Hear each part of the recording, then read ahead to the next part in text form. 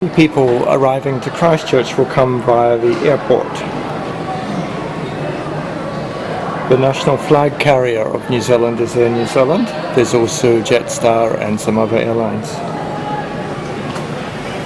There's domestic and international airport terminals. The spacious domestic terminal is recently renovated. It's a staff of Air New Zealand. The security screening is through there. Baggage reclaim. You follow the signs.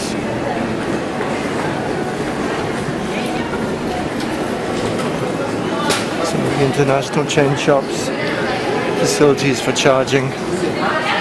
Free Wi-Fi. The things which we're used to as international travel. Eyesight, free booking service.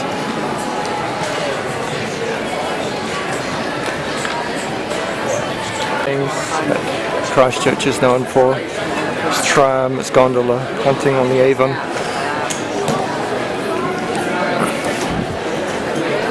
Spring has sprung. Let's see.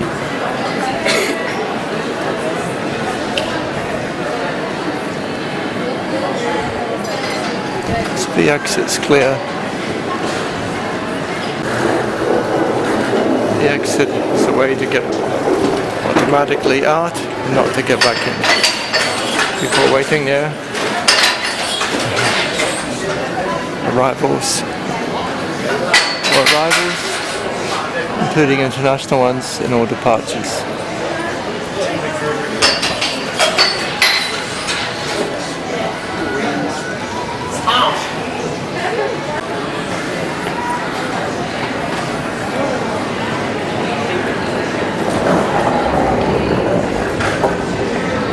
Baggage claim until it's Christchurch Airport.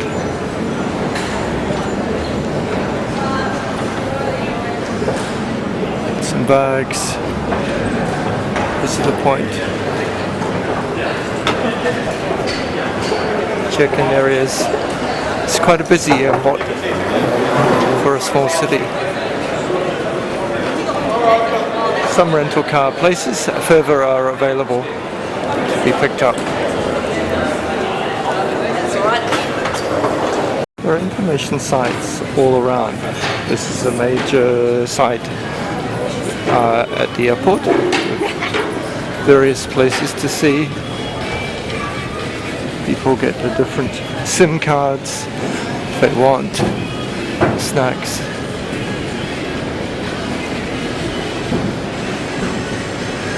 Domestic departures and arrivals. There's different shuttles available. Door 9. Mechanized toys, postcards.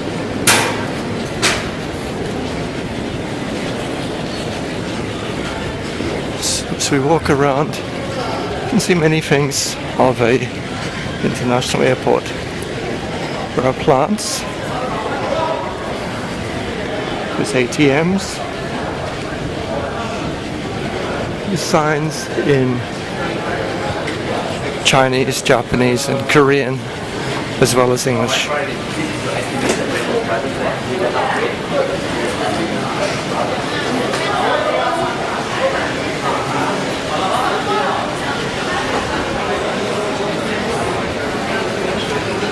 That's domestic arrivals. Close to the airport is a gateway to Antarctica. It's the Antarctic Museum. It's a snowmobile. And check-in counters. I'm getting a shuttle to a car. I need to go to door 2.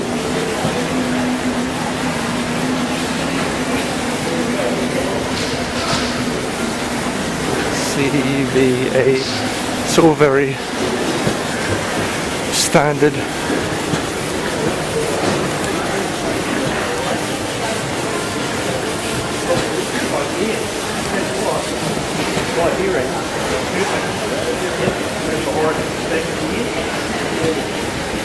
Gates. on the second floor.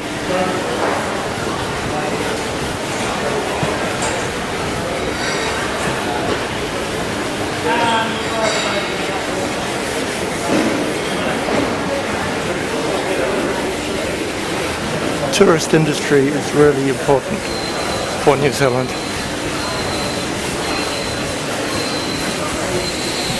Outside, the car park, magnolia trees in bloom in September, and there's a shuttle. Coming from the city centre, the Avon River flows around Hagley Park, and this is the north side of Hagley Park and north or east corner. You can see this Avon River meanders around the city in and out. Riccarton Road, the long string of cherry blossoms this way, and here we see pois and weeping willows for a kilometre. Daffodils. It's a really pleasant aspect of the city. And people are really out enjoying the cherry blossoms are in full bloom.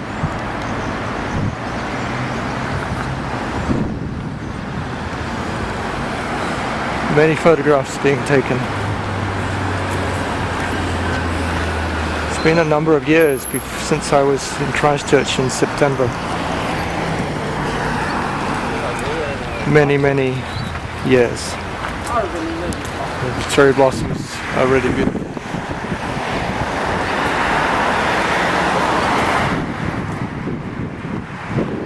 These trees are massive. I've really enjoyed the wonderful climate here. And there's several kilometres of road all around the park. A lot of these avenues have cherry blossoms.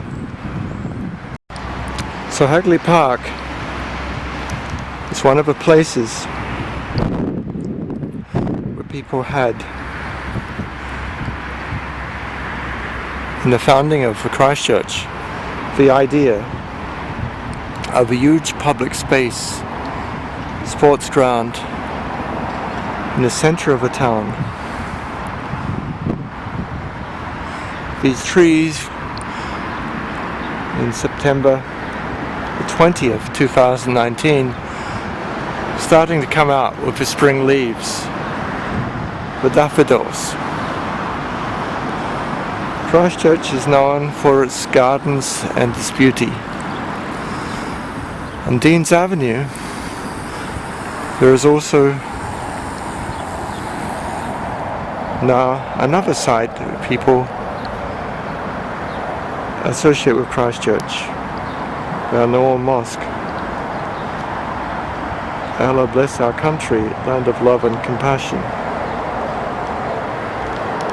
This is a response after 40 people were killed by a terror act on the 15th of March 2019. The foreign killer shot people coming in the door and shooting the worshippers, men, women and children.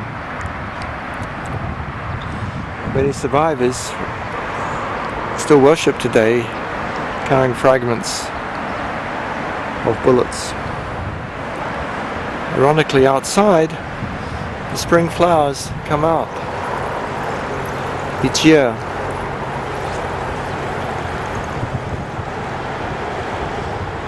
And even in the year of sadness, they continue to come up, providing hope for people. So this is the centre of Christchurch. Close to the mosque, you can see the wreath of flowers still laid in memory of people who passed away.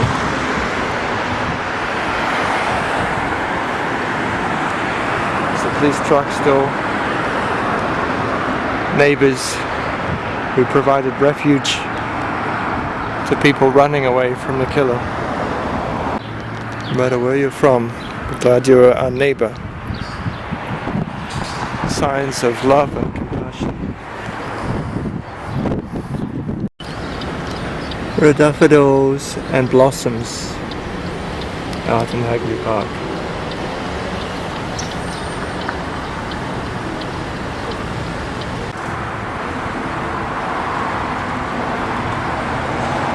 Hagley Park North and South are separated by Riccarton Ave. These blossoms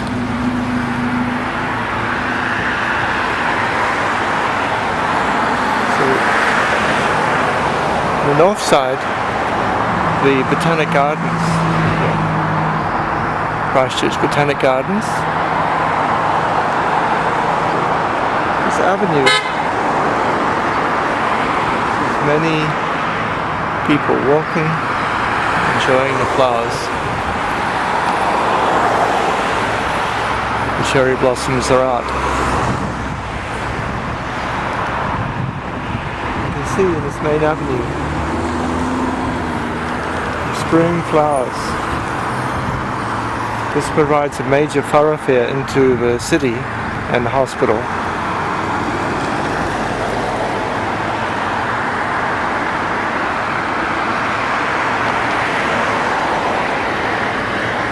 Different sports clubs, tennis, croquet, golf club, Antarctic club.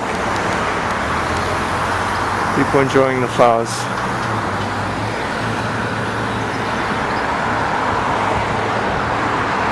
For a walk.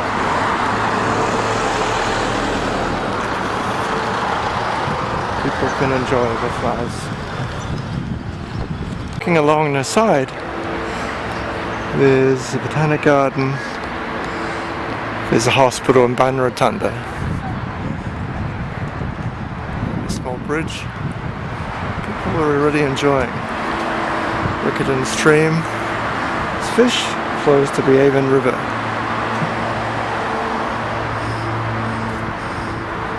Selfies with the daffodils, enjoying the small stream, having a run. There are many forms of being in nature in the city.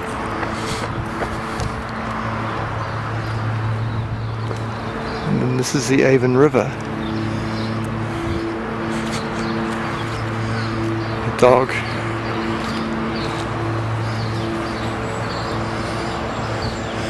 The people who planned this park planted the giant trees, blossoms which flower at different times of the year.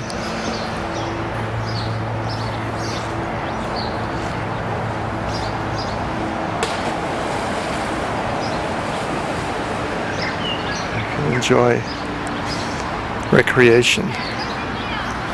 Snowdrops.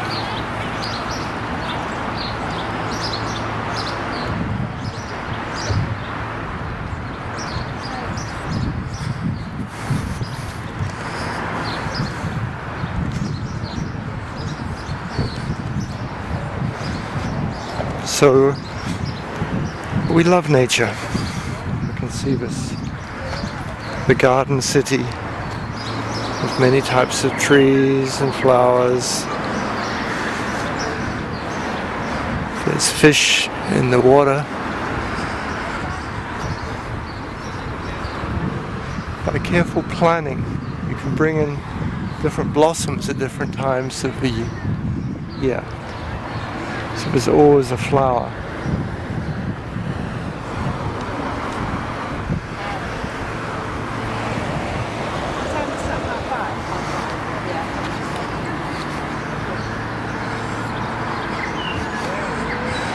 So some of the plants are introduced, but this one is a kauai. This is a kauai, is a native plant.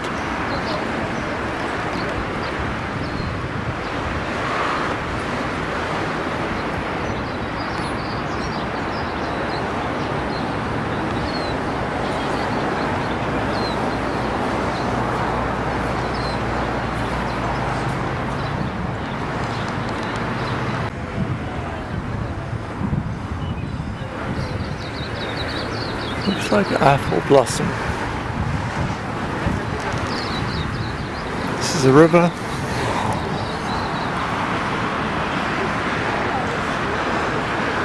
The daffodils.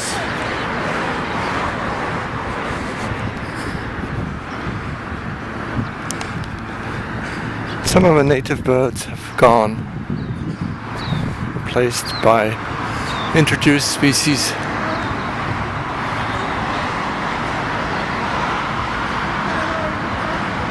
Straight ahead, Dan Rickett and Ava's hospital. We're going to take a tour here. It's a very relaxing way.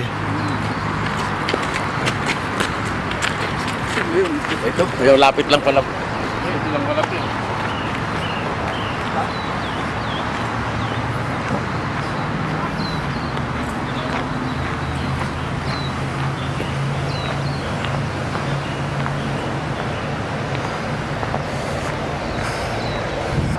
Trees and plants from different parts of the world growing together.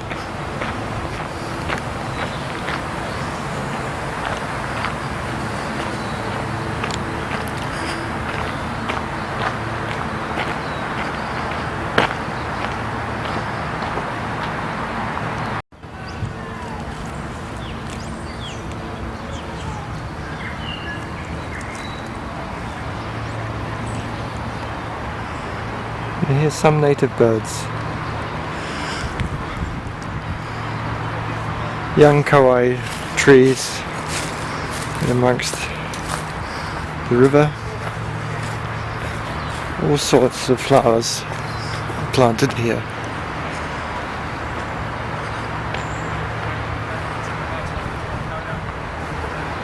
A great contrast. The art of engineering a garden is also very interesting.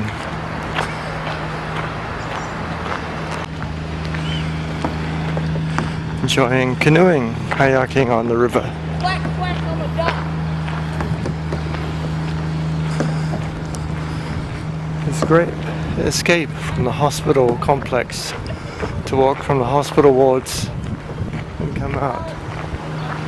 You can see these flowers ranging from camellias to azaleas, rhododendrons, magnolias, daffodils, many different types. The band rotunda is a memorial.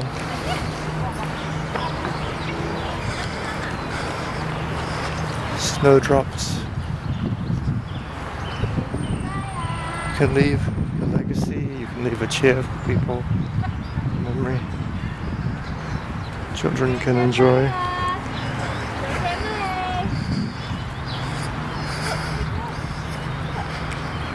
I do remember being taken to the gardens as a child many times.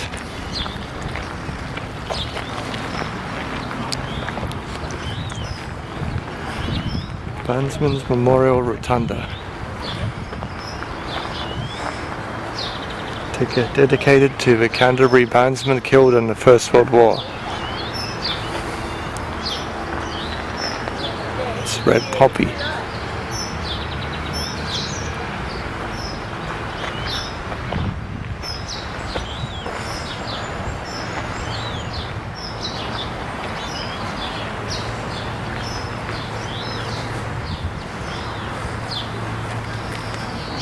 Sanctuary for people. There's no entrance fee to the Botanic Gardens in Christchurch. It's free for everyone to enter.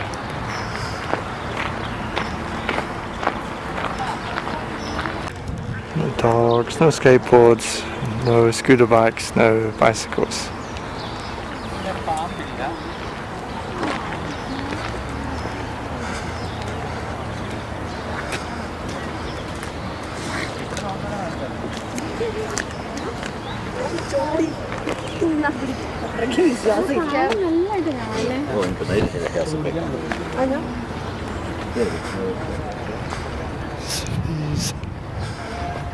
Visiting the gardens brings back many memories of being a child in Christchurch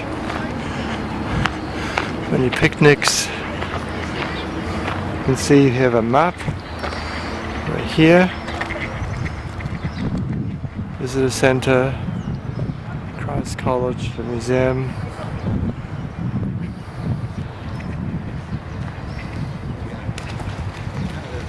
You see different woodlands, daffodils, different facilities.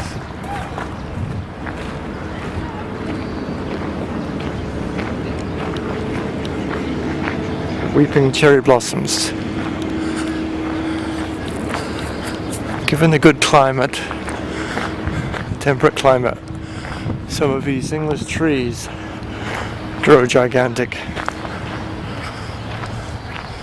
When combined on the side with New Zealand ferns, you have this symbiosis of native and introduced, like the population and the community. People have brought in different types of azalea and rhododendron. The rhododendron superclimate as well, of course.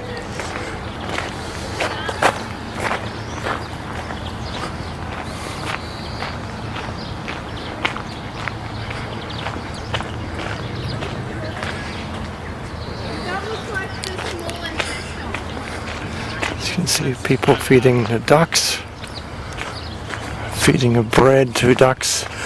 Used to be very popular, but now many people are aware that this may not be great news for ducks to have bread.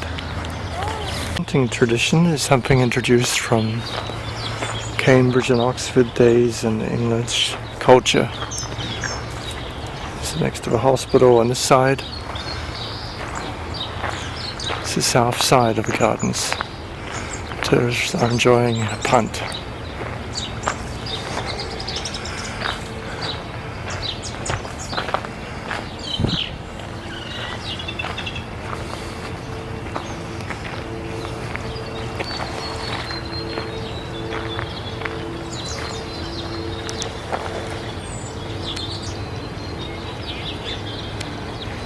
Springtime is a time for ducklings. Just exploring the world.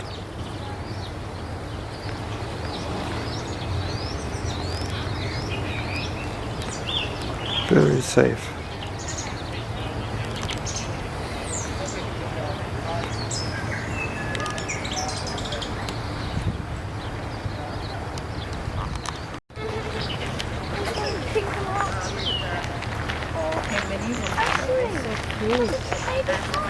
Be very quiet. There's heaps. 1, 2, 3, 4, 5, 6, 7. There's 12 of them.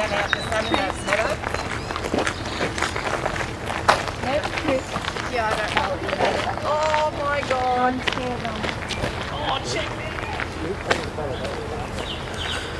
Magnolia's almost finished its blooming. We go to bamboo, sasa, camellia, everything out, giant trees.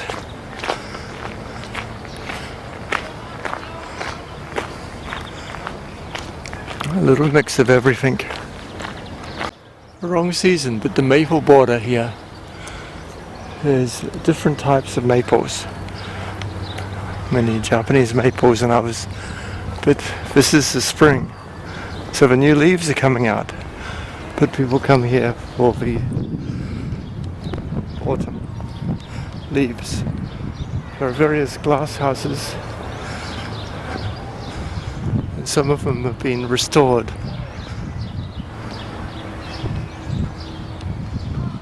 It's walking back from the city. This is walking to the west. Okay, so large spaces, different sorts of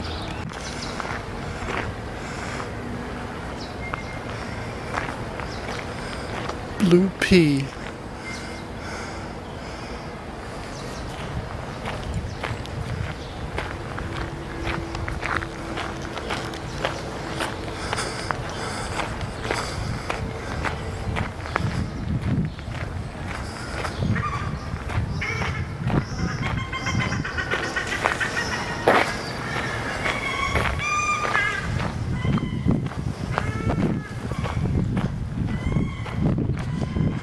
The archery lawn. We used to have archery in the late 19th century. Archery and croquet.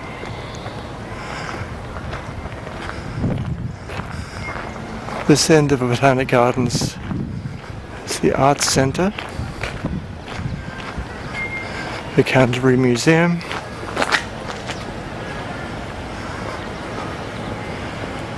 Christ College, and the Art Gallery.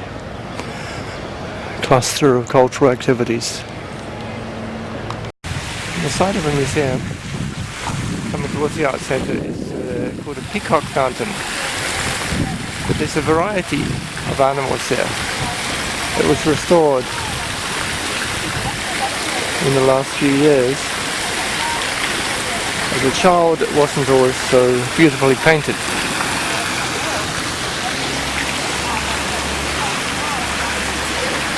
Erected in 1911 in honour of Honourable Peacock, Minister of Parliament. Edwardian design cast iron, actually from the Coalbrookdale Foundry in Shropshire, England.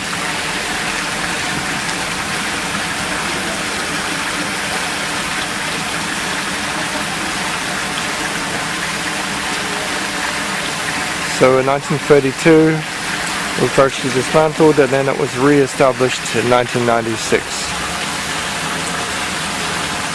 They have different types of recycle bin, water fountain, nicely arranged, Christchurch red buses still running, and the Arts Centre.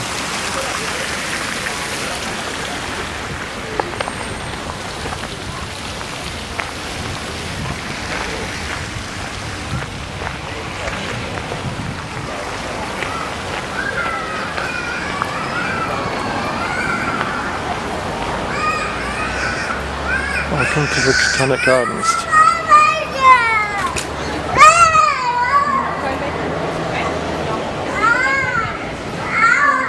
Still Canterbury Museum, free entry, open.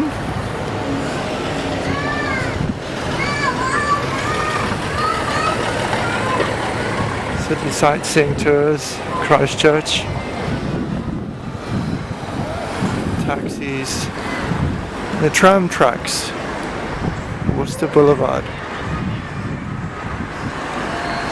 At the end of Worcester Boulevard is what remains of the cathedral. The spire came down in the earthquake, and we'll visit to the city centre a little later on this trip. One of the founders, Wollaston, William Wollaston, one of the great avenues. We're on Dean's Avenue at the mosque. It's the other side of Hagley Park.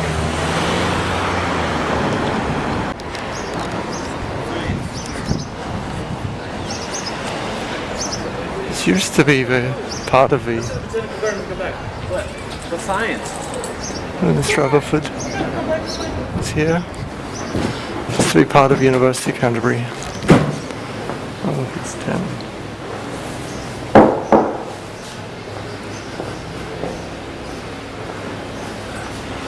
Old colleges. Reminds us of Cambridge. You can see the footpath is worn. The Great Hall is open. So let's see what the Great Hall looks like. Old lecture hall. So when the immigrants came, they wanted to create a model of Cambridge and Oxford. So they tried to create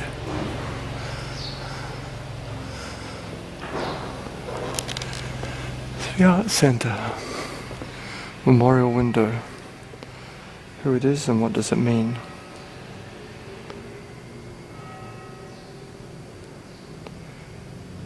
It was removed and stored for safekeeping after the February 2011 earthquake, but now it's been fully restored. And you can see All figures of literature.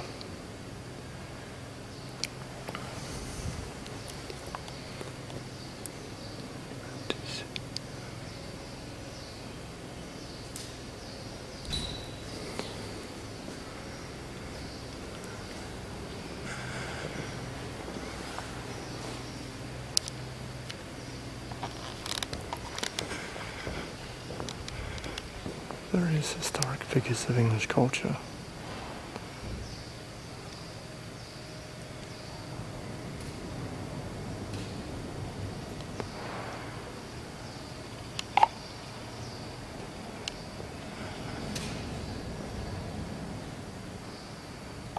Used for theatrical performances today.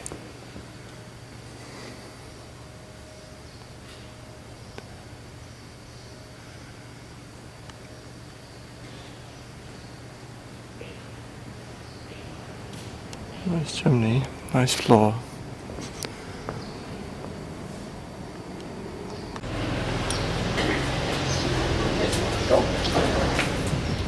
It's a food. So through the art centre, a chapel, you can see this reconstruction. Some renovation still going on. There are cafes.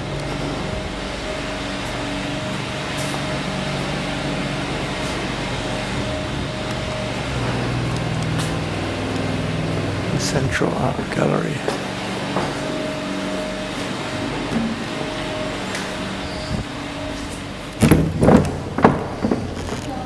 Hello. So the space is renovated.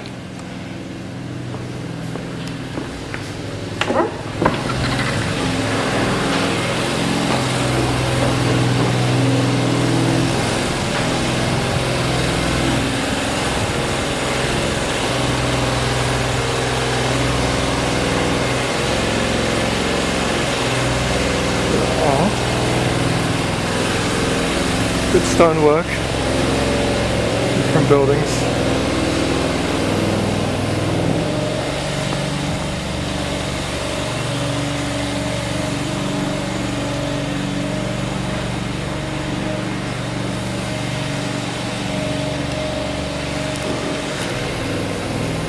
So in recent years, the University of Canterbury moved to Ireland campus, but for the first period of a university, this was the campus. Very English. Christchurch tram.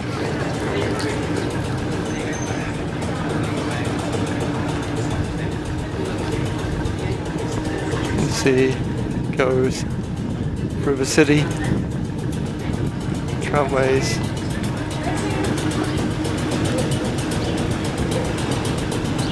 Advertising.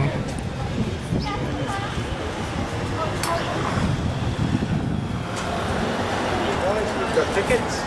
No, not they Oh, yeah, running it. Hello. Get free But only like people that Park Terrace. Lyttelton Avenue. So this is the river, and Hagley Park goes through the centre of Christchurch. The Avon River flows here around the gardens. This is the back of Christ College. It's an Anglican boys' school. That is the river.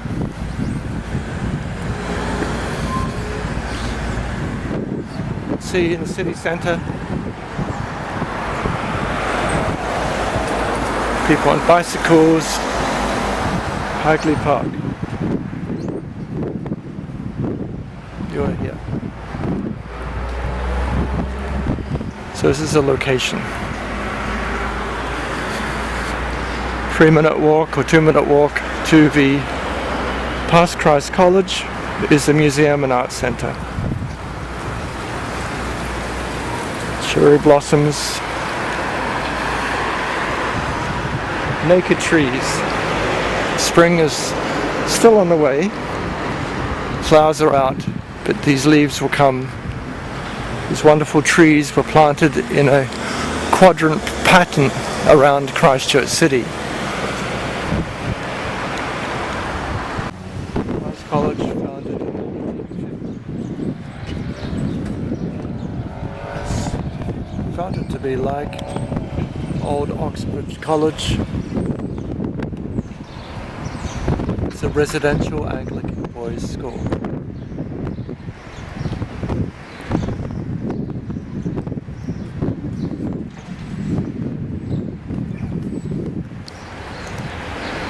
So similar design, you had the university over here, the Arts Centre today was the University of Canterbury, the Christchurch Museum, and these very old beautiful stone buildings.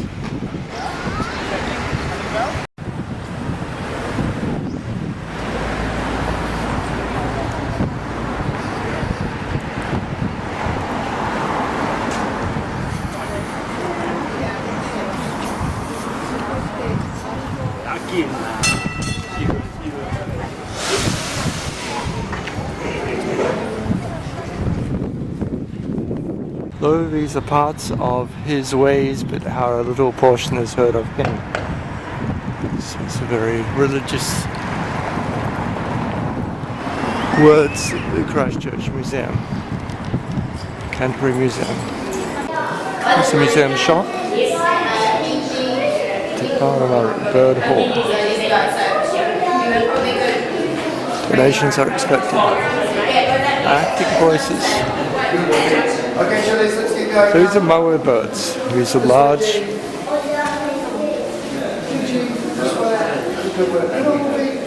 This is the first museum display. The Maori fossils. Ancient people of New Zealand. This is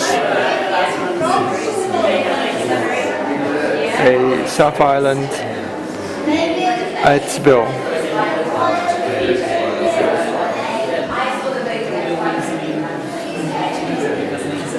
Giant moa foot. These are very large, just to show you the size of my hand. Next to you, my finger is here. So, walk through this cave.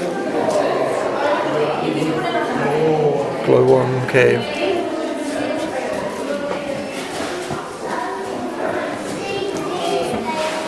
So the moas will fall down and trapped in the pits. And the glowworms are here.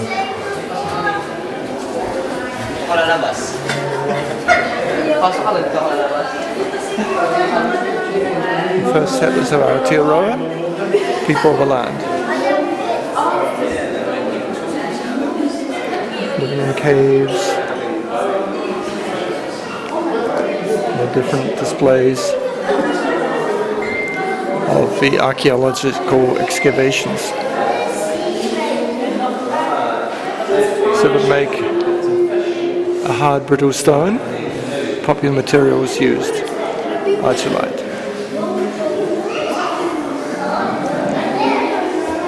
Making a fire,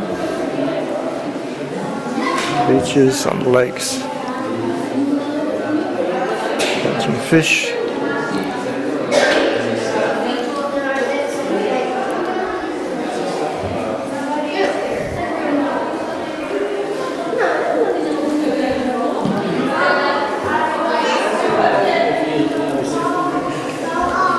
Samoa and her egg.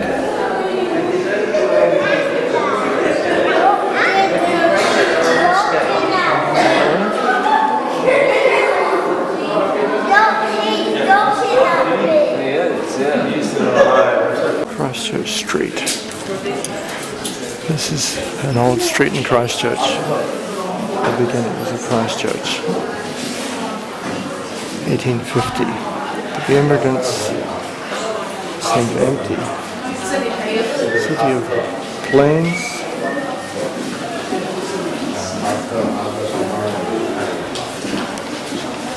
So they have some of the old storefronts you find in many cities, pharmacies.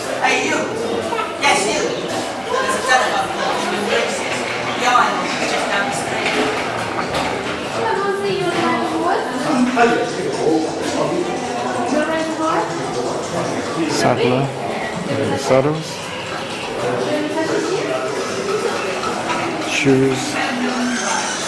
Boots made to order. Bootmaker.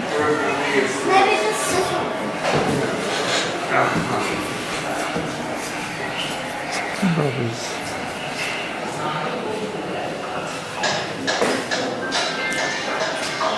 Little bit decor.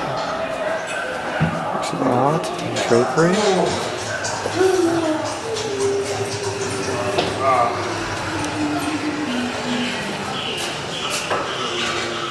Okay, smile.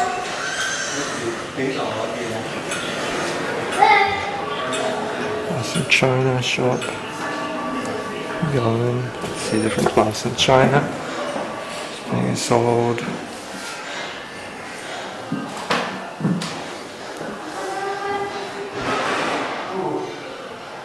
John Bates.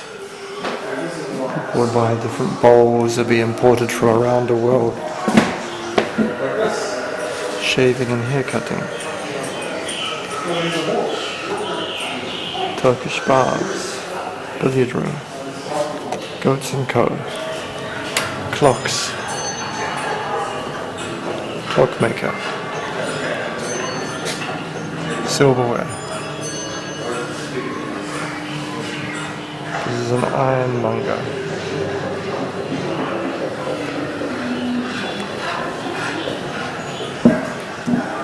All sorts of bicycles, guns, lights.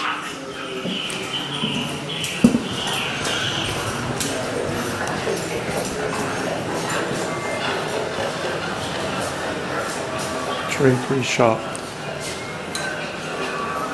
Hello, I'm Nurse Law. I set up a visitor airport association because tourism in Christchurch is suffering from all kinds of activities. You know, superstitious ignorance drives more people than the disease itself. If only I could get them to open their Children's toys, doll's house. Hello, Layton. Can I help you? Oh no, I'm just looking while I'm waiting to go upstairs for my piano lesson with Mr. Banks. I love this doll's house. Well, bit too big for you to carry home. What about the wee dolly in the dark blue dress? She's been getting Christchurch. Oh, she's pretty. So they have animated displays. Some paintings. Yoda.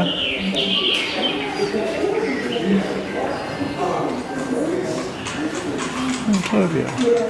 So this is called Christchurch Street. It's a part of the Christchurch Museum. Provides a glimpse into life in Old Christchurch.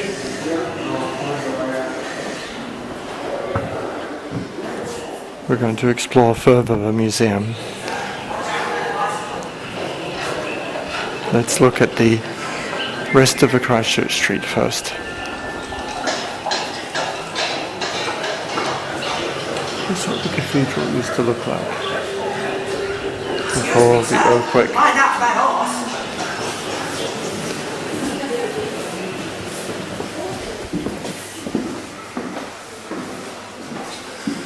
There's some relics, interesting artifacts that were added for the museum. Things from around the world. For Natural Society.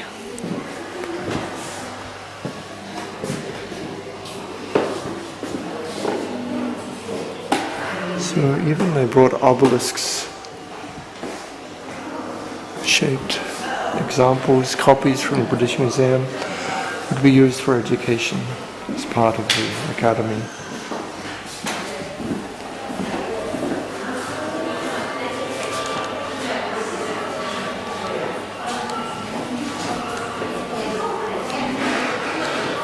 So we'll explore further in the next part. Children enjoy to watch museums everywhere.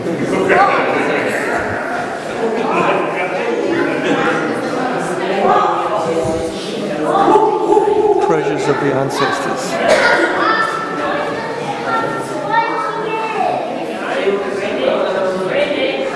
Part 2. Short-handled jabbing weapon. So stoneworking technology as remains of the 500-year-old backpacks.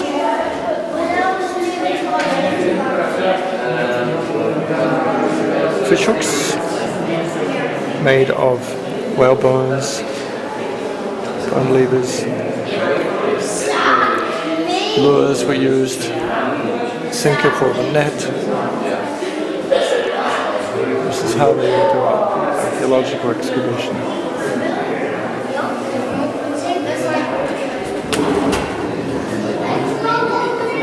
Ornaments,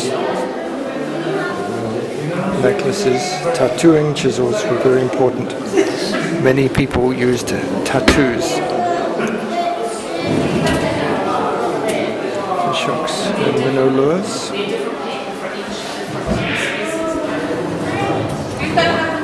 My Peru bar collection.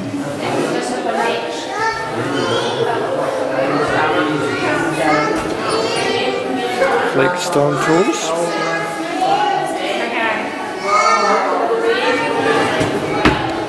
Many as sees many collections.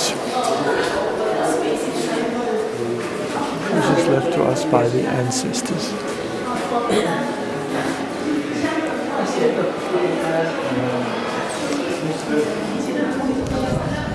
Syringe for cleaning wax from the ears.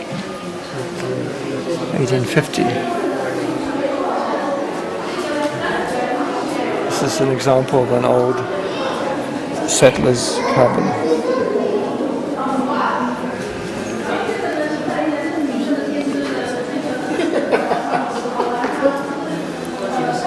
The colonization of New Zealand involved the travel of people, immigration from England to New Zealand and other countries, immigrating from cold Europe.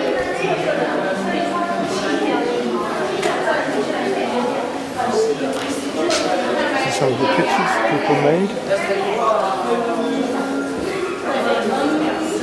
Whalers came to make various products made of whalebone. This is a wood winder of whalebone. Whalebone carvings, baleen, and oil. Sin cabinet.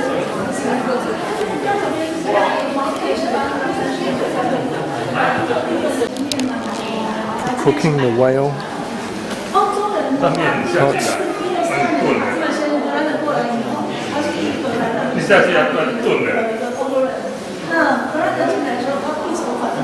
Britain of the South.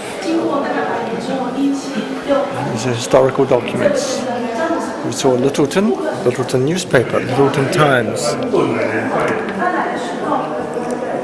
Lyttelton Times, 1852, Saturday, February the 14th.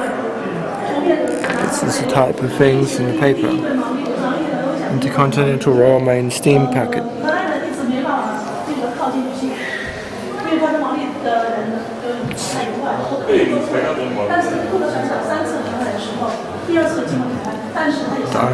Diaries, almanacs.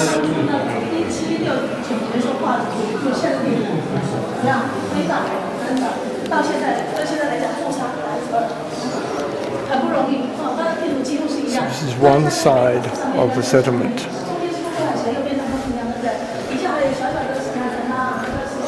The Maori going back, he used a greenstone, jade. It says, please touch. Very smooth.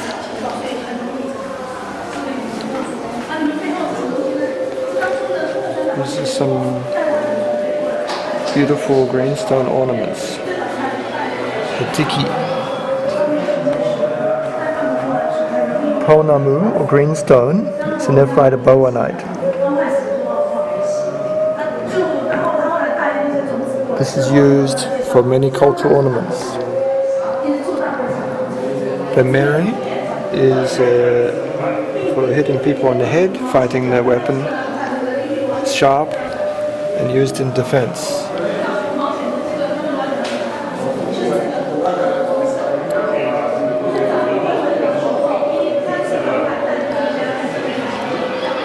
Tiki. Adornments, music and rituals. Different flutes.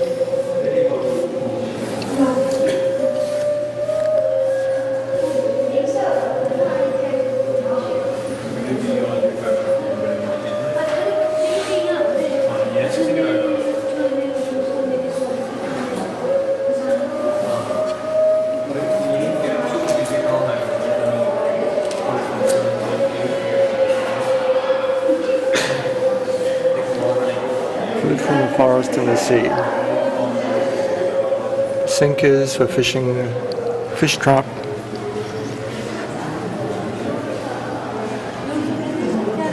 Especially after Momoas became extinct, fishing, fowling and gardening became more important because of less food. Agriculture and food preservation. Kumete, wooden bowls.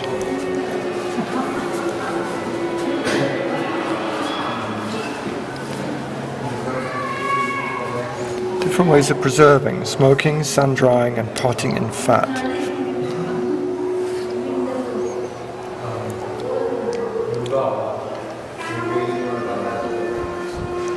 Stone tools and woodcraft. Some of the ornamental masks.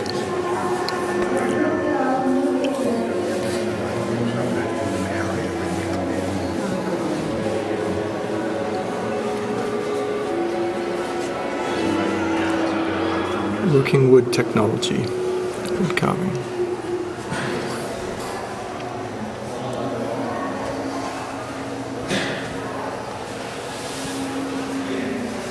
It's intricate designs, important.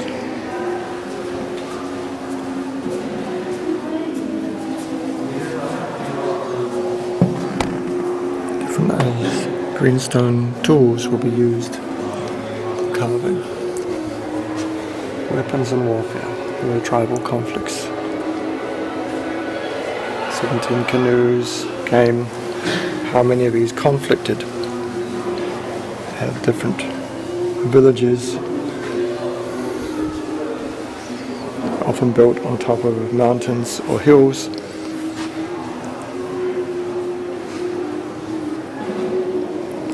So more war after the Moas became extinct. There's less food. Pa were fortresses, villages to protect people and food. Short weapons, whalebone weapons, greenstone weapons. So they might surround their pa with these fences.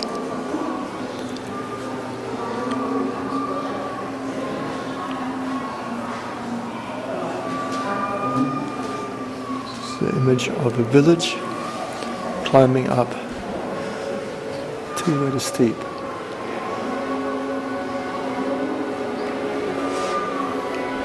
Sleep on the top. You can see grilling the birds.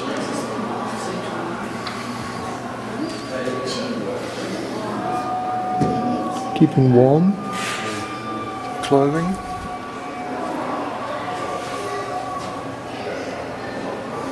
Stop the wind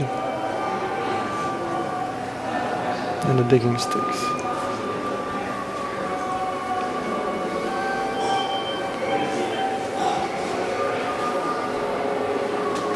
So we've been to the Christchurch Street, first part. Just looking at the Chatham Islands. The islands off the coast. Isolated community.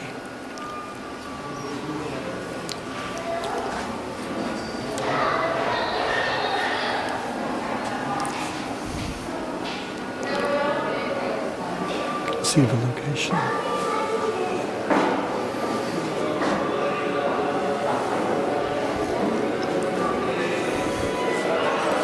canoe boat fittings.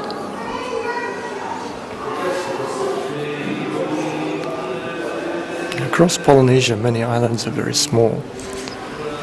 They present lots of challenges of resources, so when you come to large islands such as Aotearoa in New Zealand, you have many more resources.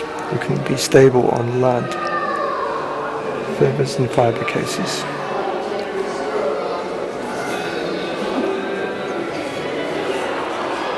Some of the clothes, some of the blankets.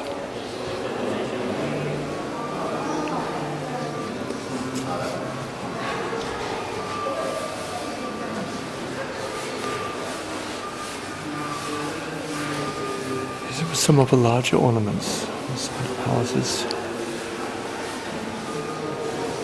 Beautiful carvings from the large wood.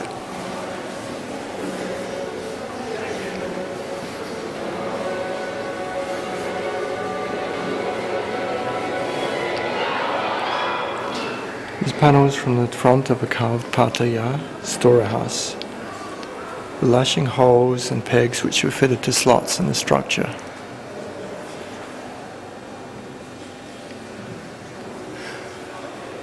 And it shows how these statues will be on top of posts.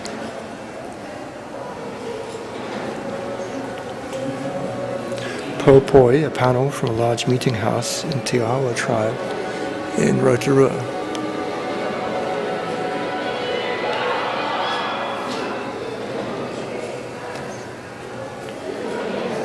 This is a modern stone carving of a soldier of the 28th Maori Battalion of the 2nd New Zealand Expeditionary Force in the Second World War. This is modern art. 1939, 1945.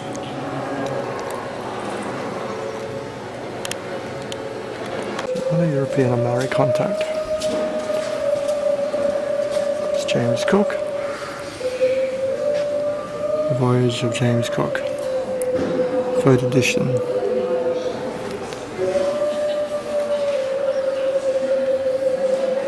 Charting of New Zealand.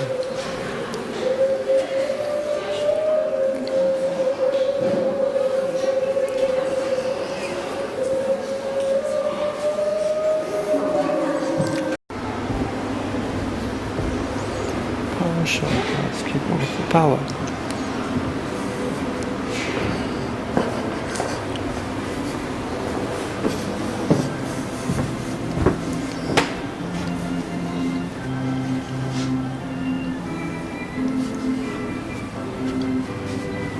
This display house.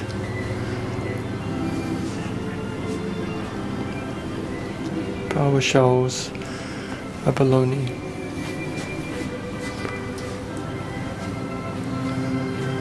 Wow. So many power shells.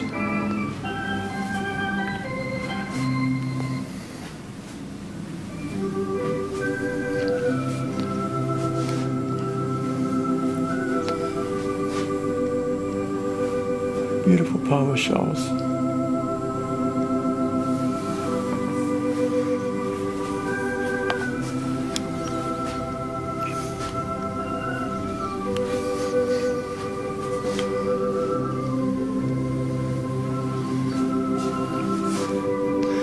It's a very interesting design.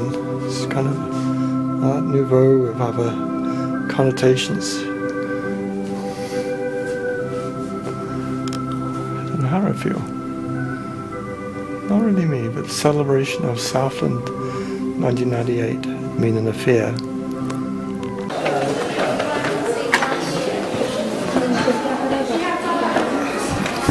It's going up. Administration is on level 1. Level 3 is further displays.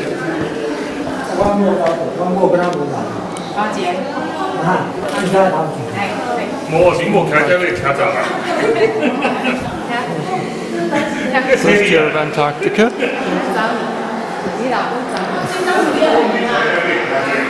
Southern Cross.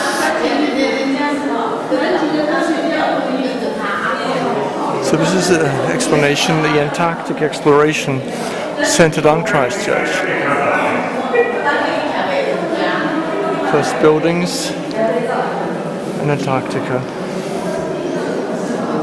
Some of the relics. What they took down to the Antarctic.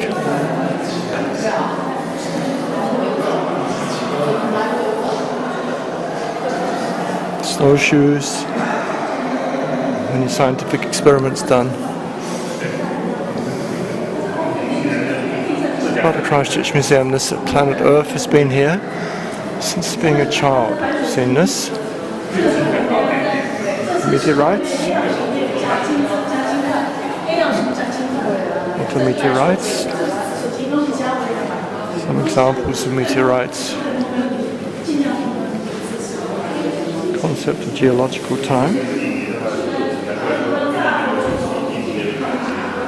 Copper.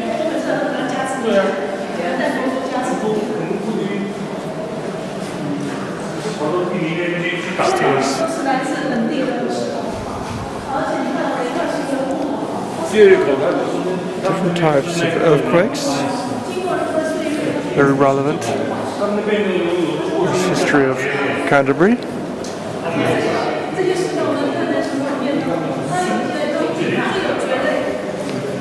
And gold nuggets. Gold was found in New Zealand. One of the reasons for people coming.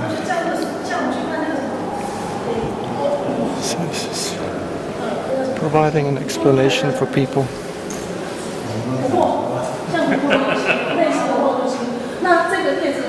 Allosaurus, lizard.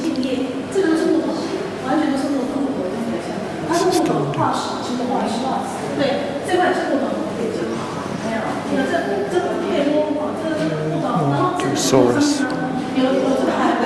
Fossils of Canterbury.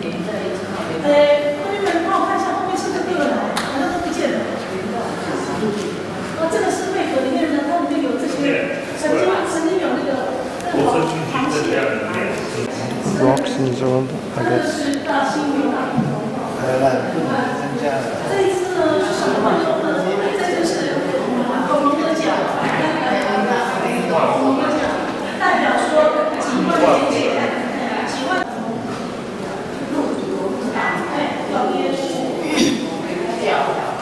Petrified wood,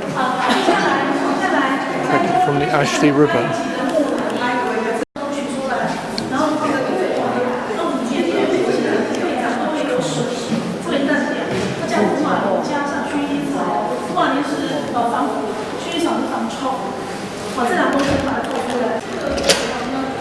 This section.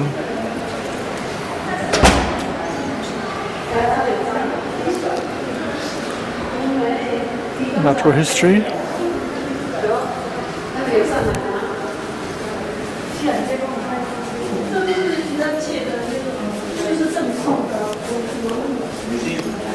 Egyptian section. It's a mummy.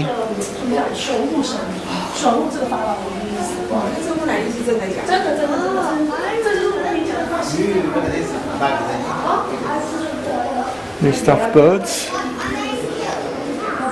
These same stuffed birds have been here for 40 years, or 50 years, since I was a child.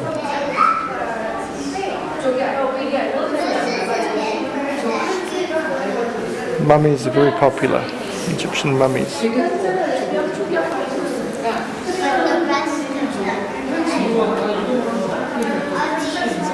Examples of how the alpine skiers and so many birds in New Zealand. This is clearly one of the big points of natural history in New Zealand was the great number of bird species, some of whom are extinct, unfortunately. Make beautiful sounds, the tui, eating nectar from the kowai, coca-cola. So the forest cover has diminished a lot. from the beginning when the Europeans came. Time of Polynesian settlement, about 1,000 years ago, and then forest today. Quite different. Bellbird. And the most famous birds of New Zealand are kiwis.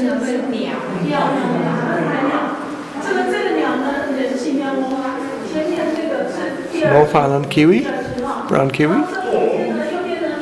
Little spotted kiwi. South Island brown kiwi. And the great spotted kiwi.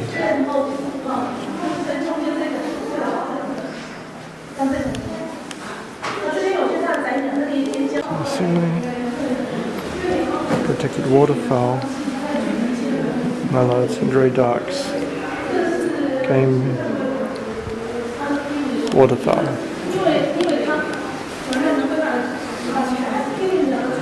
terns, gulls, skiers, jaguars,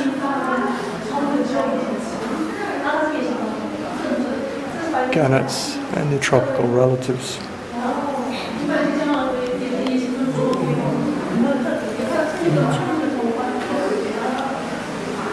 Beware of the glass. This has also been here for a long time. These are South Spotted Shags on Banks Peninsula. You still see the real ones. Here we go. Garden birds in New Zealand, many are introduced. This is the Australian harrier.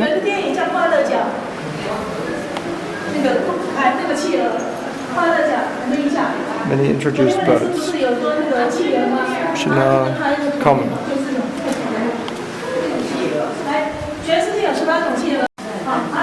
They're visitors, and they fly in. Birds of riverbeds.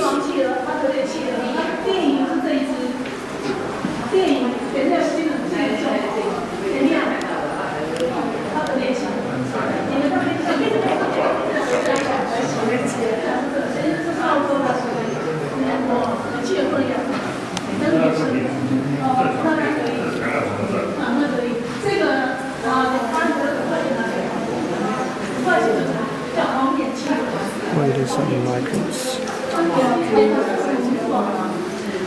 Many birds migrate through New Zealand.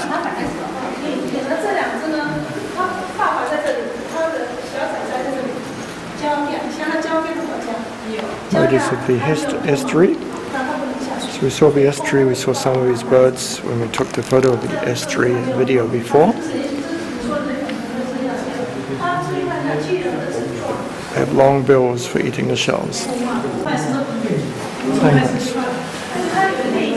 Penguins are not only found in Antarctica but also in New Zealand.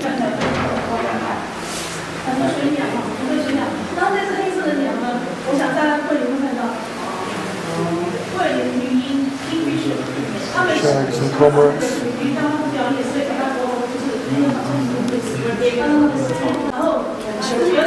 Cathedral Beach breeding scene with the birds and the nests.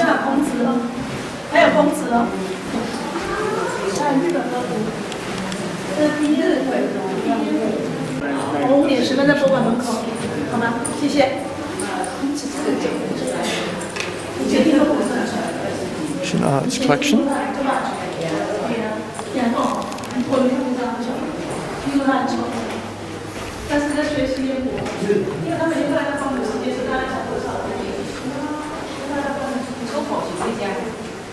Great variety of Asian arts.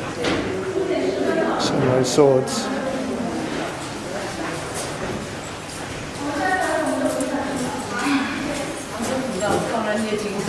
People have given to the museum and collectors have taken. The Asian tourists also enjoy the visit to New Zealand.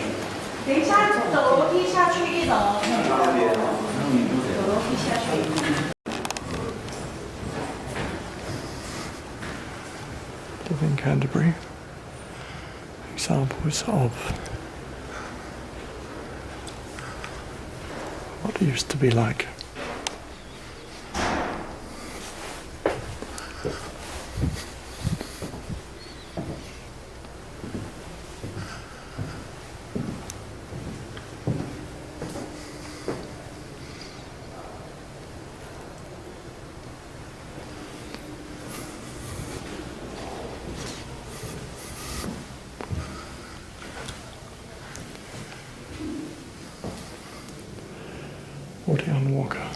Walking on water.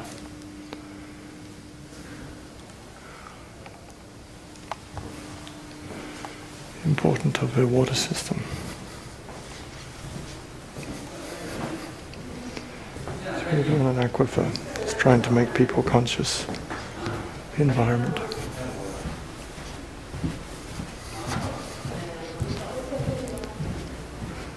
This is part of the history of what Canterbury is living on water.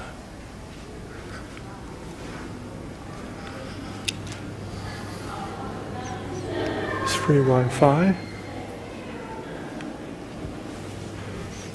So this is presented in a very attractive manner. A lot of information.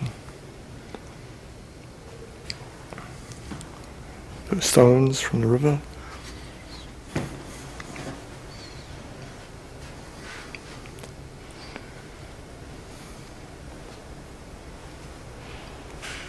It's a picture of Banks Peninsula on the north.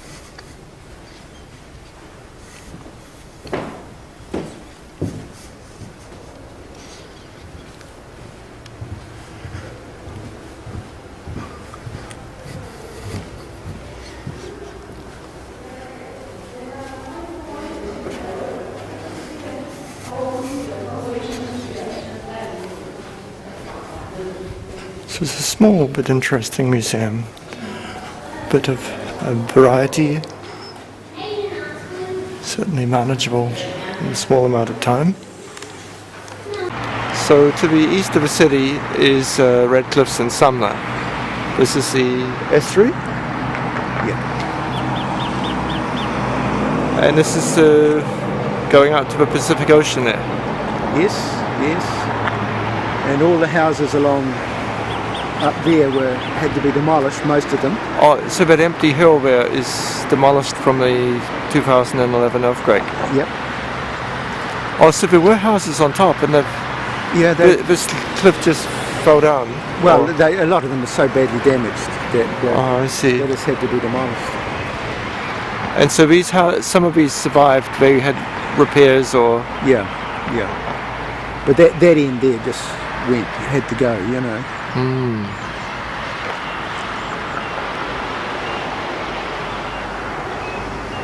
And in Red Cliffs is also damaged, yeah? Yes, it was damaged. I mean, my house was damaged, but it wasn't a write-off. But some of them were quite badly damaged. And in different areas they were badly damaged. You know. But it's still a lovely area. I mean, the sea's here and walking around. And so you walk here each day to... Well, every second day I reckon. We should do more. But they're now building the causeway, not a causeway, a walkway all around here. You'll see it as we go around. John Key was very keen on having walkways, cycleways and all that sort of thing. So it's cost a few million. That's going to be demolished and it's going to be rebuilt over there. Oh, but this is the yacht club, is it? Or? This is the yacht club, and they've built that so far, and when they get some more money they'll... Oh, they'll put the yacht club over on that side. Okay. Coming around the corner from Red Cliffs in the morning, you can see cliffs of Sumner. Houses on this side have survived the earthquake. The little township of Sumner at the start of Banks Peninsula. And then this is the Pacific Ocean. Over there is Chile, South America.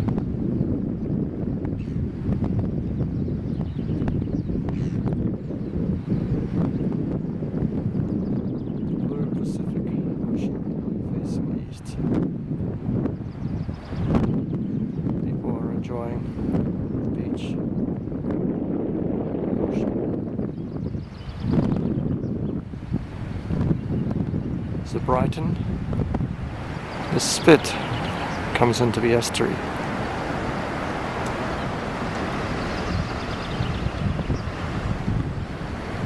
This is a Shag Rock, which was damaged in the earthquake. It was this important symbol for the Maori tribes.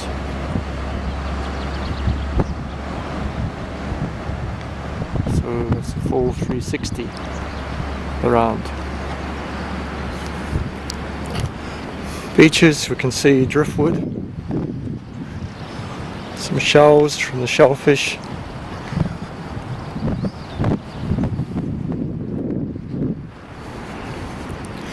You can see dog prints and people playing in the sand, enjoying fresh air.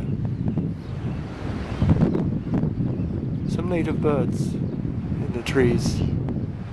Some seagulls as well, which are native to everywhere. They've been eating the shells.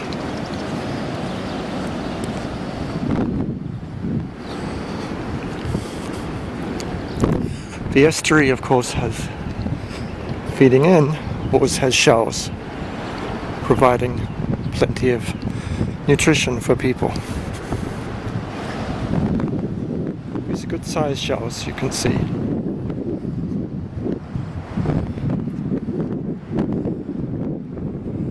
Probably a bit cold at the moment for a swim.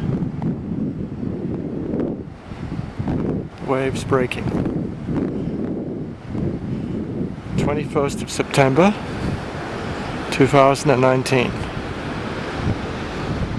Things have changed since I was a child in Christchurch. But still, people loving the sea breeze, the ocean, and even surface still enjoying.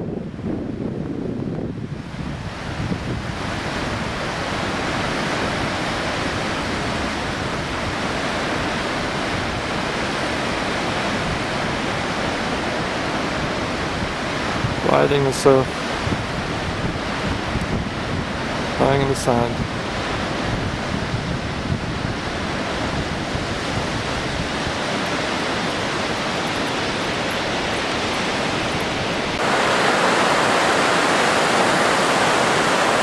The symmetry and beauty of the shell. Of course, unfortunately, the organism that grew this shell is now in the stomach of some bird.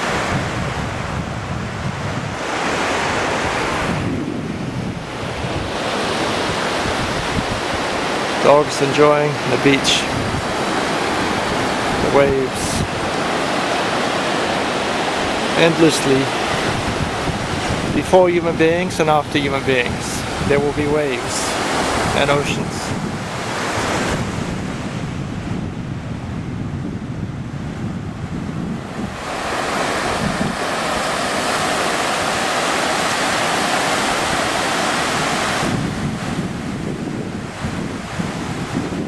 Following the earthquake, some of the stones from the cliff fell down, and they've built a stone fence to stop stones from the cliff coming into Sumner village. They also have destroyed a few buildings along that side, such as All Saints Church.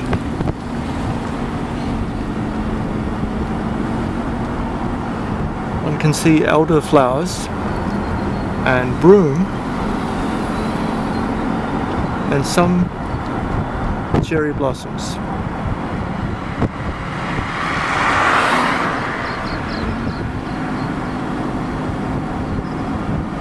So that is left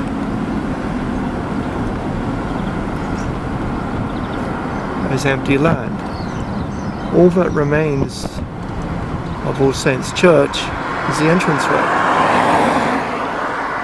It was considered hazardous that stones in the future might fall upon it,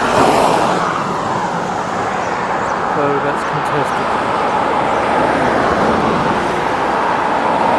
So looking from Sumner over the hills is Lyttelton. That's where we're going now. First, a bit more in Sumner. The end of Sumner's esplanade is called Scarborough. This is the Scarborough Cliffs of Christchurch. It's a park for children, subsurface, friendly area, public toilets. The old clock tower is being retrofitted. You can see people enjoying a drink, birds enjoying a tree, all sharing in this view.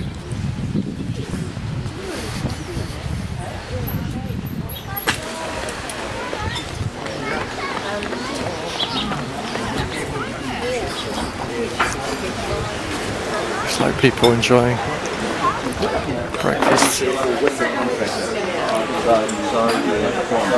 Coffee time. Mission menu.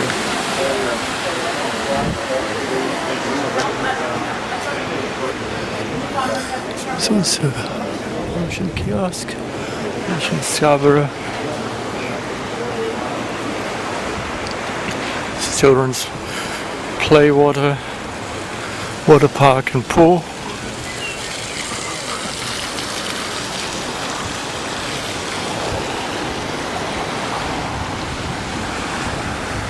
You can see this circular beach, Scarborough Beach. Some strong currents, inshore holes, submerged rocks. Stormwater is discharged.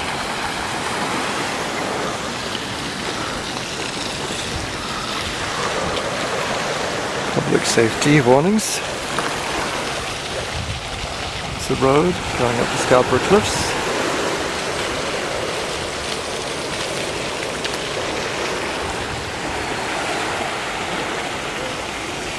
And that's the next beach over to the east from the beach that we just took.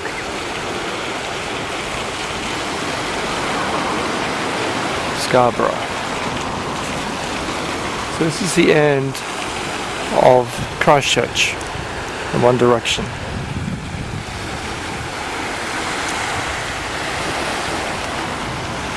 Looking up the coast of the South Island, this is what we may say is Banks Peninsula. It's the end of Sumner. Christchurch 360 Darryl. People can walk. We're here in Sumner. There's a track, you can walk around. Crater rim to the gondola.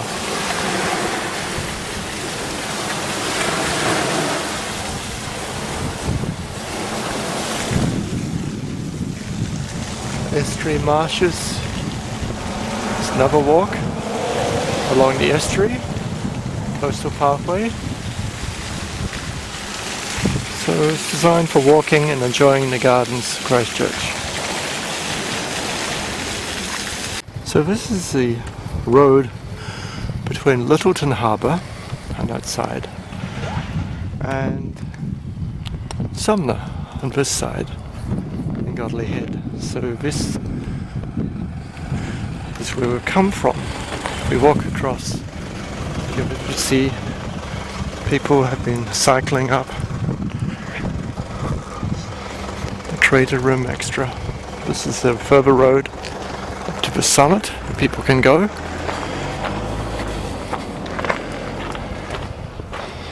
And here we have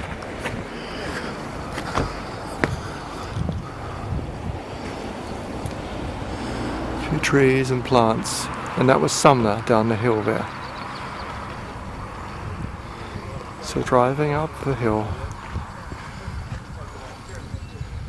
the hills surrounding Christchurch and Banks Peninsula were once an active volcano.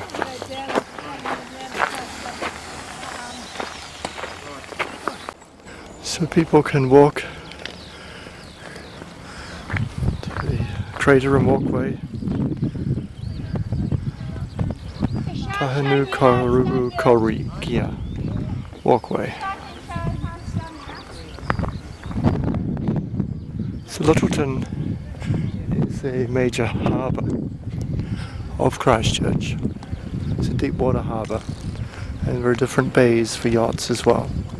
This is a quarry.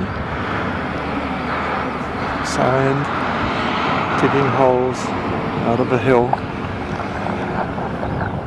The entrance into the large harbour is to the east. Many container ships come in here to the port of Lyttelton.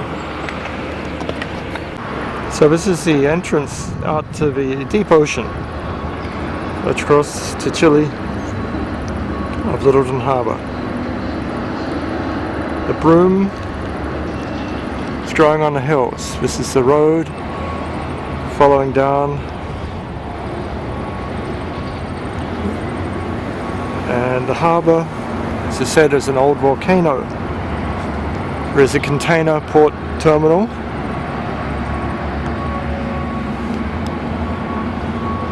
Tugboats been opening up to the harbour, and trees have been growing on the port hills. Long way from Hamburg, it's on the under our feet.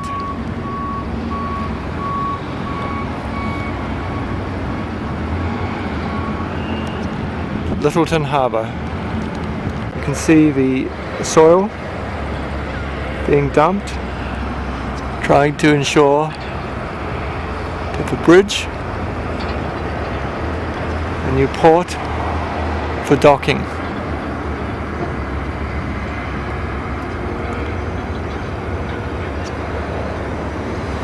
Dredging to make one part deeper and another part shallow.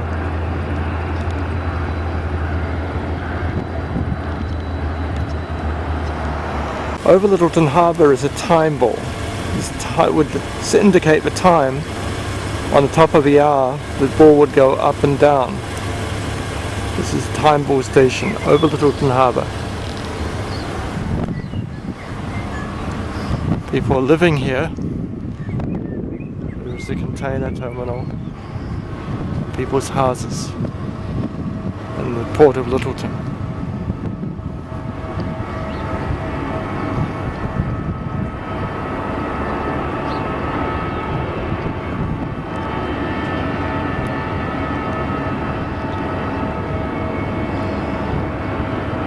It's largely developed, some ships, and around their different bays. So that is Lyttelton.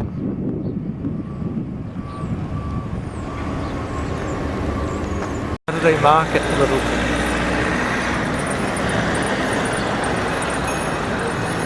The old town,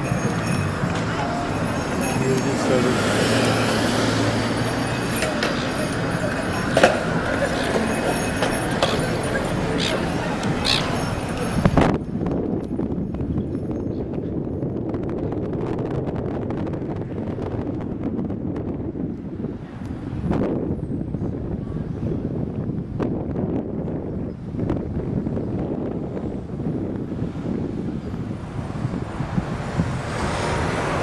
So that is the port of Lyttelton. Some of the old buildings from 150 years ago when people came, first settled here. This was a shipping port for the Christchurch. They had to climb over the hills and settle in the town. This is the estuary, looking out over red cliffs and Sumner around the bays.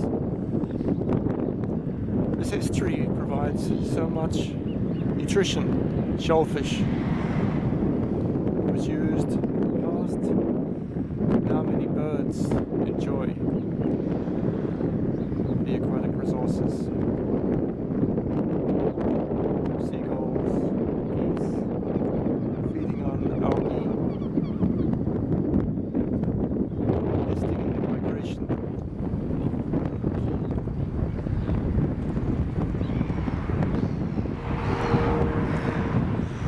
On the side of a spit is the Pacific Ocean, which we saw on the video.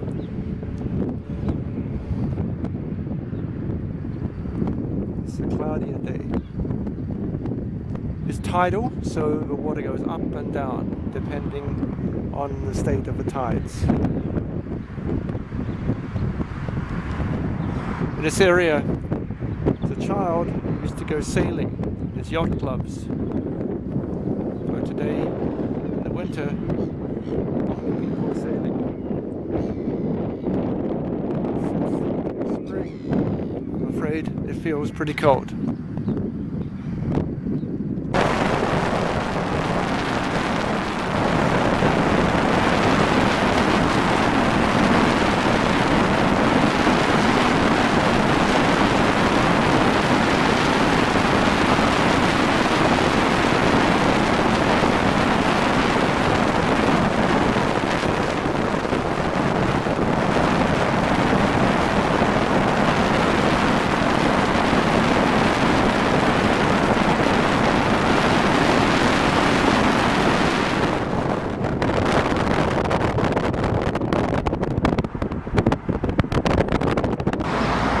The Crematorium Society of Christchurch. They have the roses. It is actually off season, so the roses are quite small, just starting to come out. You can see nicely trimmed, and it's a memorial, so you can see people put the plaques of their loved ones, or else they go on the wall. You pay for life. It's a memorial. This is the crematorium.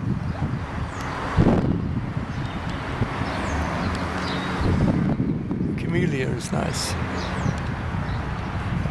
It happens to be the remains of my ashes of my father and mother and my mother's parents, Raymond Johnson and Rosanna Johnson. The dates of the death are recorded there: 1950, 1954, 1997, 2010.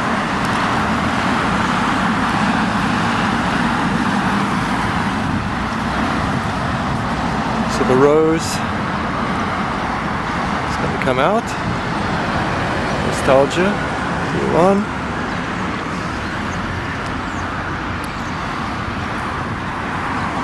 Will come out in bloom through the year. And people will come and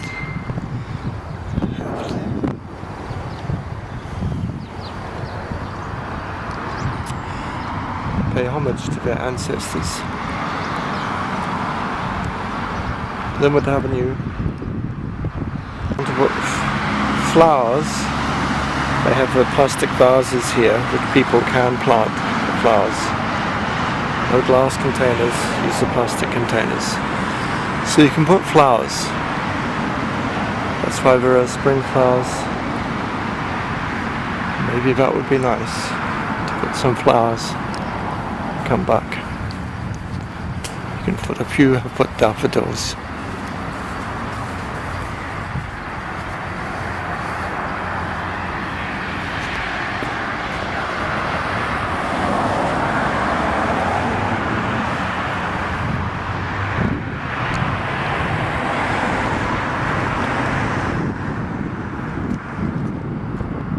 This area is also a cemetery. This is Latimer Square, 2 blocks to the east of the centre of Christchurch, Cathedral Square. This area used to have many buildings, but this whole entire block is gone. Blocks have gone, demolished and cleared. A few buildings in the city centre remain and some new ones are being built. It's quite dramatic, the transformation. New parks, new spaces.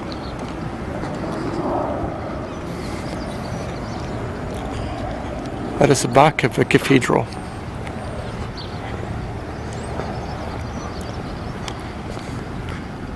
So this is a shared zone between cars, bicycles, people, children, walkers.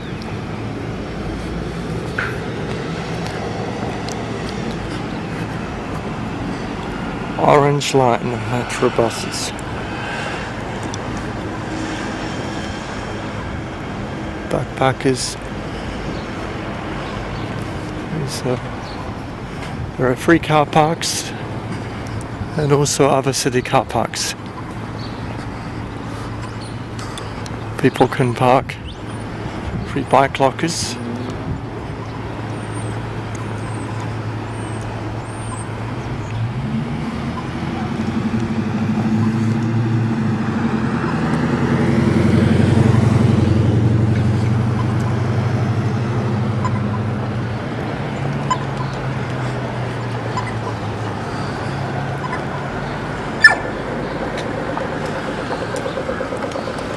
To walk. It's Manchester Street. There used to be so many old shops and buildings here. They were destroyed in the earthquake 8 years ago. Deciding what to do with some buildings. Manchester Street. We're here. So this is the city centre. Some of the locations of Christchurch City.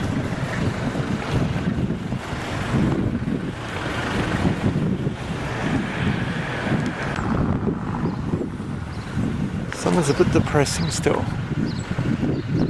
Possibility, I guess, to keep the heritage building, to retrofit it. Still decisions to be made and money to be found.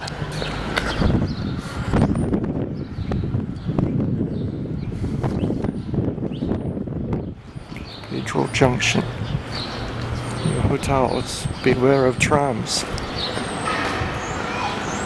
Tramway through the city.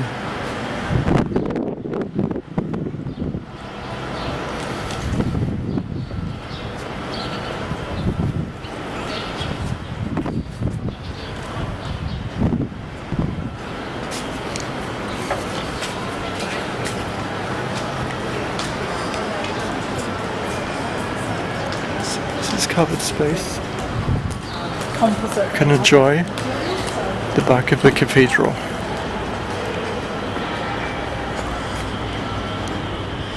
Let's see. This old building is gone. Some part of the cathedral. Still to be constructed. There was so much debate, public consultation on how to deal with the damage caused by the earthquake.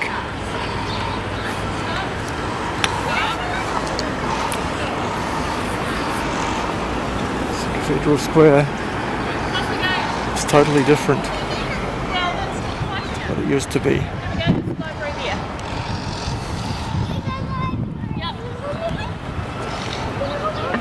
It's good, at least some heritage buildings have been kept.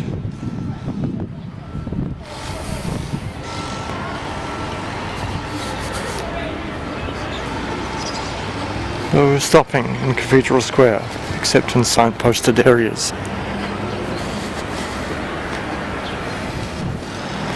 You can see large empty lands, completely rebuilt. So this is what's left of the cathedral.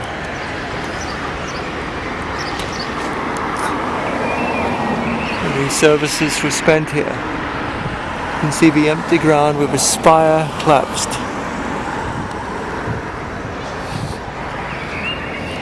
of large wooden logs in case, I guess, of any other earthquake or collapse.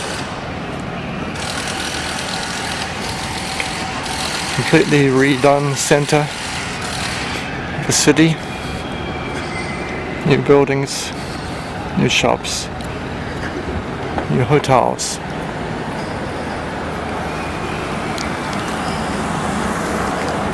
The old post office building.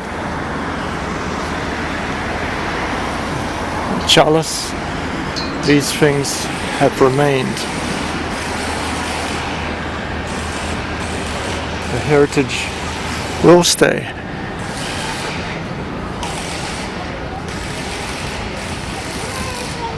It really is still a construction zone. They left what they can. So there's a small market in Cathedral Square, stirrer shops.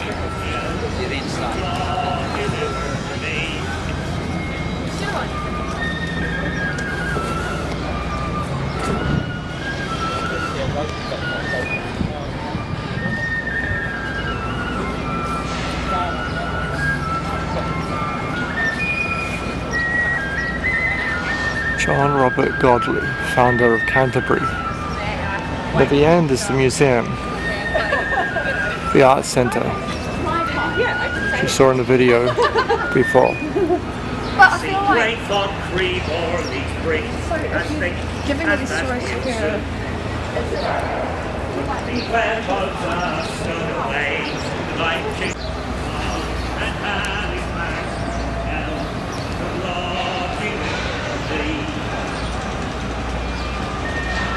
Stabilization.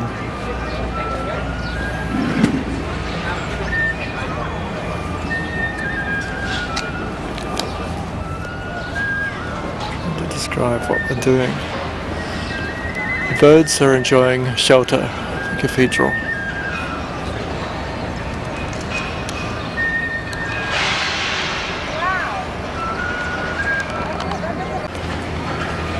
Looking further on this side of the cathedral. The tram line goes here, beware of the tram. And the buildings on this side of the cathedral also are down. Reconstruction is underway.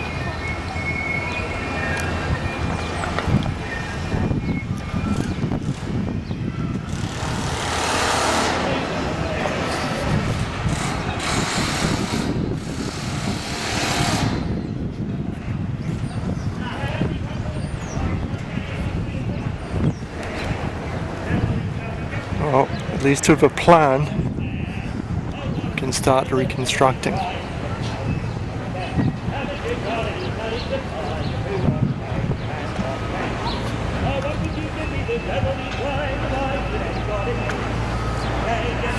Cathedral Square.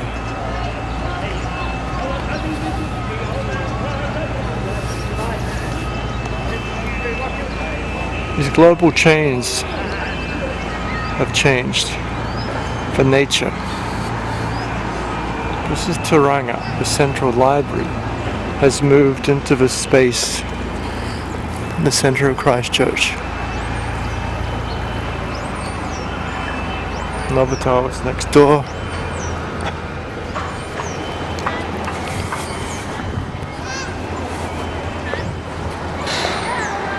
It is a completely different feel. The library used to be further south, but it's been located open from 9 to 8 every day. This is the main entrance of the library. Returns.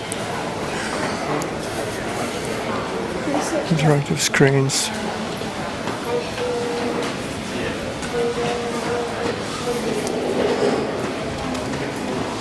Beautiful, nicely constructed library. People can sit on the side.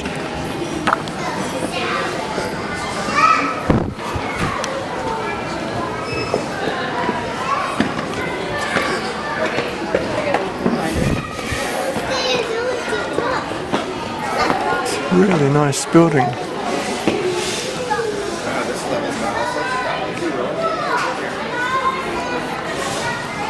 Food on the second floor.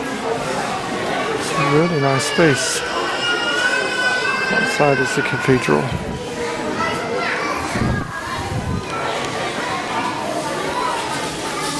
Water fountains. Very active. Toilets. Different way of display. Toilets is individual.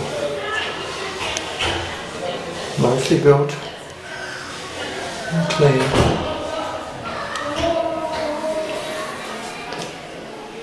Interesting.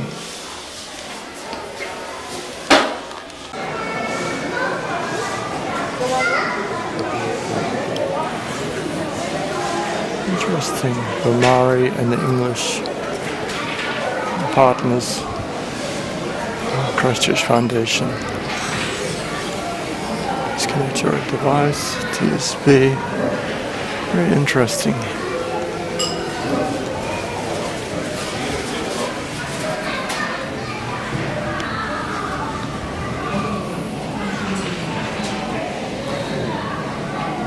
There's a play area. There's some activities to be positive.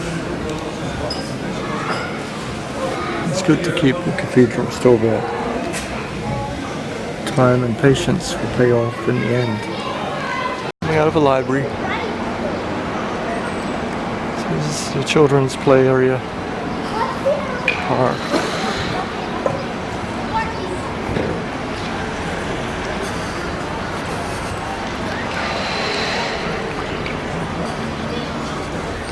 Sad to see the absence of buildings, but one also expects that gradually with investment they will build more places in these empty spaces which are now for cars.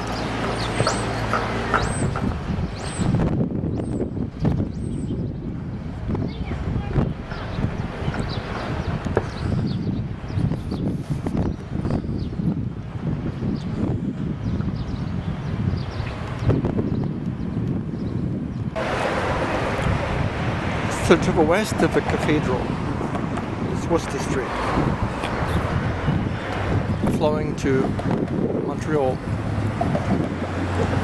And that's the art centre and the museum. It's quite walkable, just to 2 blocks. The river Avon stretches there.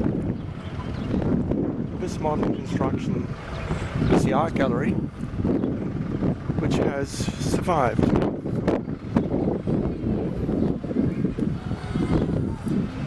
Free entry.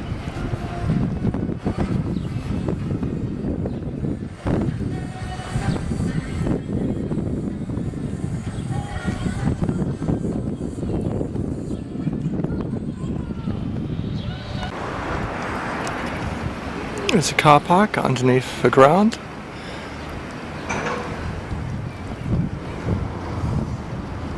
It's the street.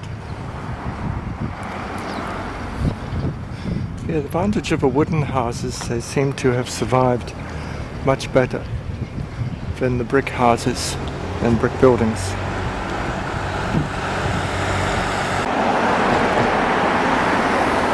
Oh, there's some interesting artworks. Fusion of many cultures together.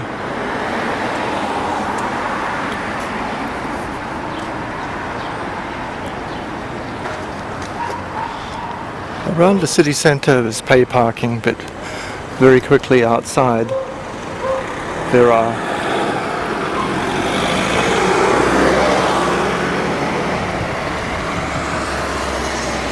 open parks.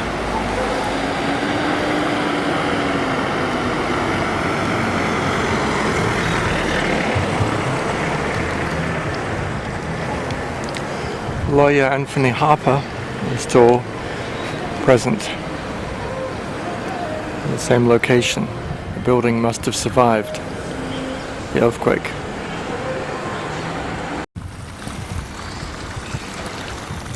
Just on the other side of the art gallery is the Avon River. This is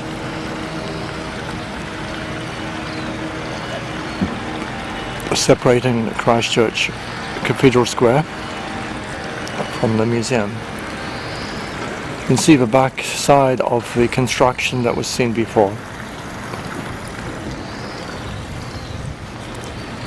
It's the Crown Plaza Hotel, another large building which has continued, one of a few. Blossoms are out. The Avon water is very clear. There are fish and trout. And on the other side of this bridge is the town hall. The town hall has also survived. But to that side, very large open spaces. Complete blocks have gone for future development.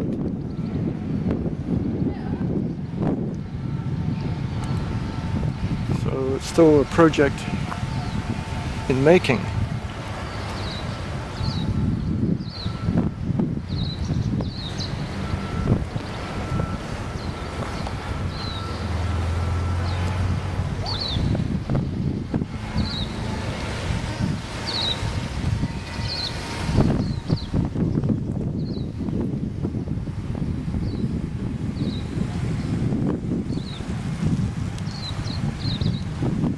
This bridge is called Victoria Bridge.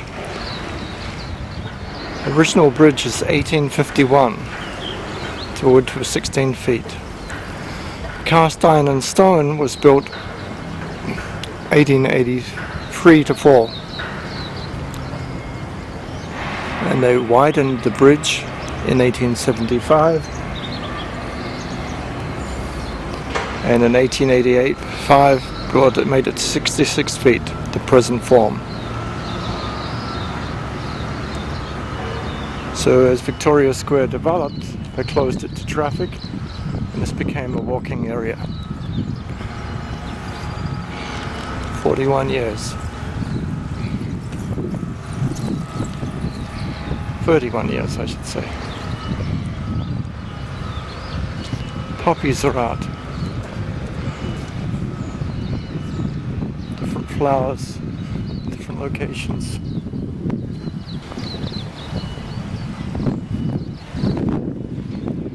St. James Cook statue. Victoria Square, and it runs down past the casino out to the north of the city.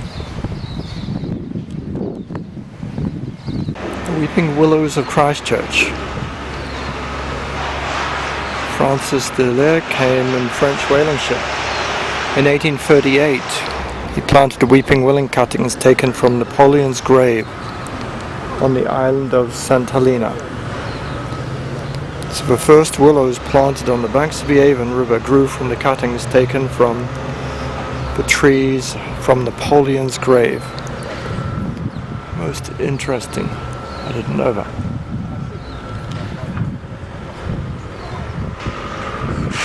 French connection. A chance to get into the river. The pumps. Ice cream truck.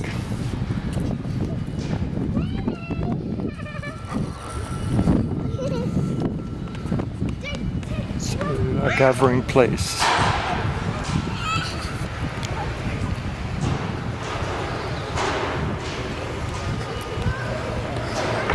So opportunities. People, the tram line is running here.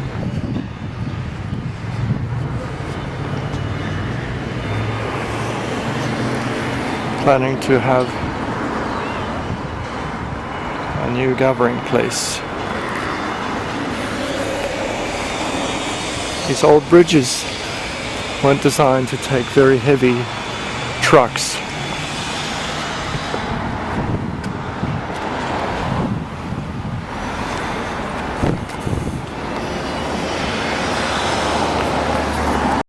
These are Provincial Council buildings of Christchurch, the seat of power of early Canterbury.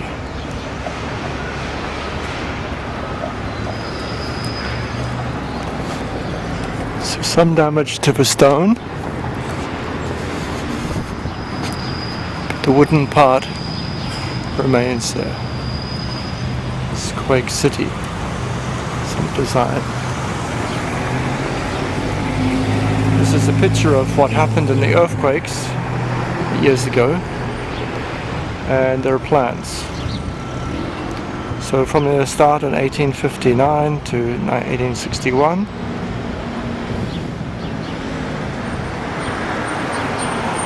lost the tower.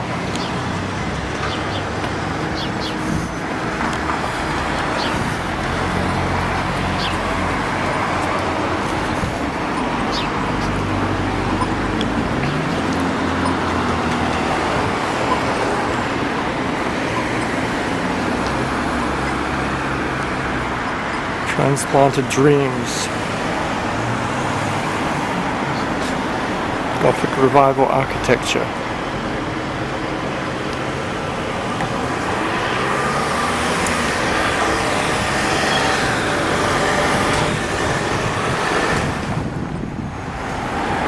From old to new. Coming inside, this central staircase is a major feature.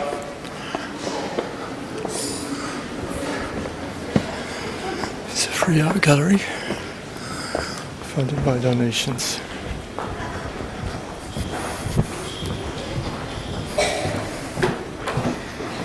Historical European art.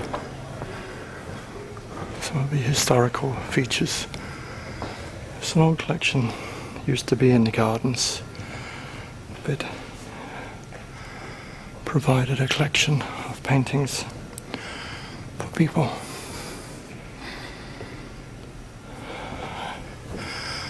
Study art, to learn about painting.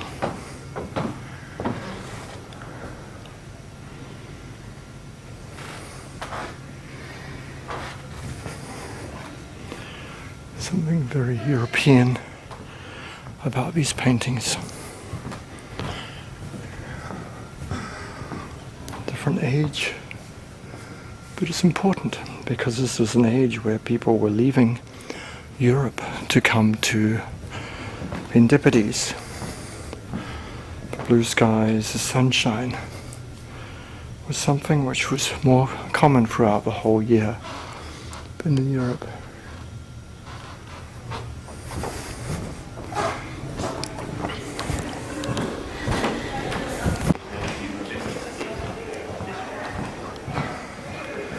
The Rocky, a continuation.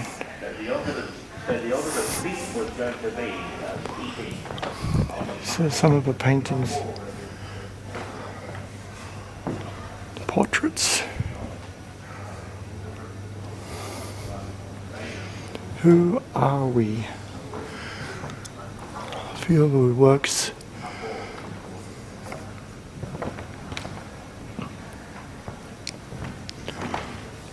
some sense of what the country was. A moment in nature.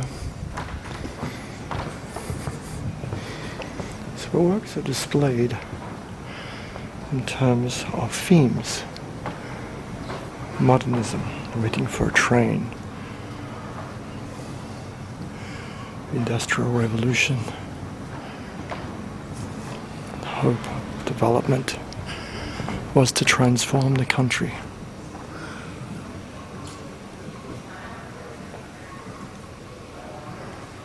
The pure land.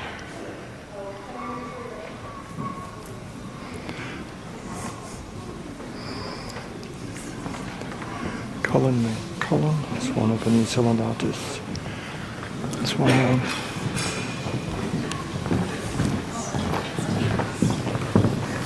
I'll be ashamed.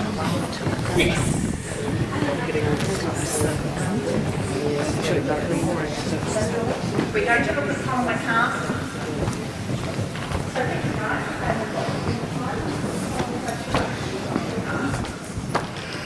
This light.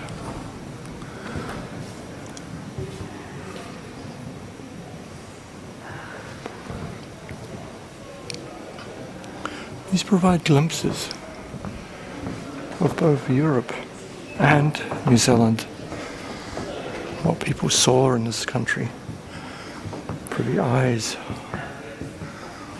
that had come out of Europe and European art schools. How would they then bring their culture?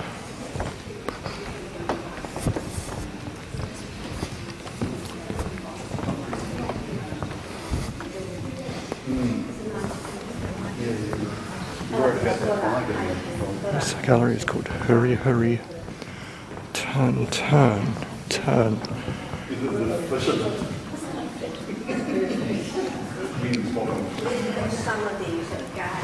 Fishing. This is such a common passion. I used to fish all the time in these big wading boots in the water. Line Up, 1969. Potato Planting by Russell Clark. Margaret Stoddard. It's a well-known Christchurch artist.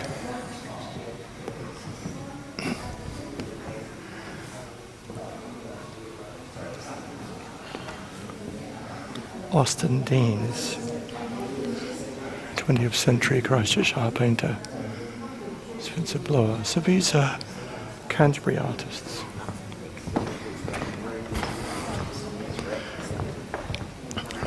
Actually, when I grew up, because my mother was an artist, we went to many of the art society functions. Some of these paintings are very familiar. Some of the landscapes, Arrowtown, it's in southern part of South Island, close to Queenstown.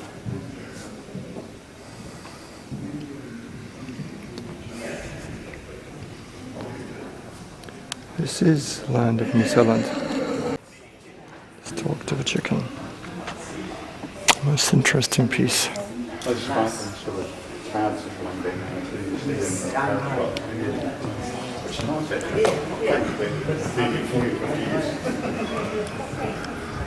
are images of New Zealand. Paintings.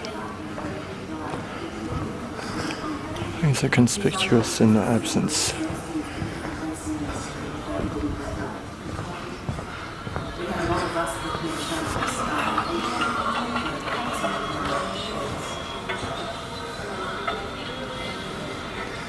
Indeed, they are. No. Then and next.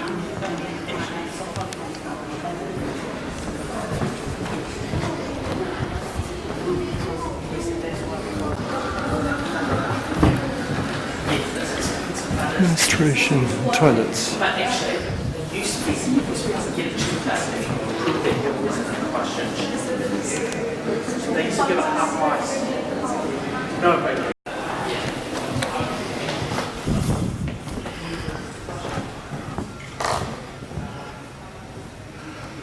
Interesting works.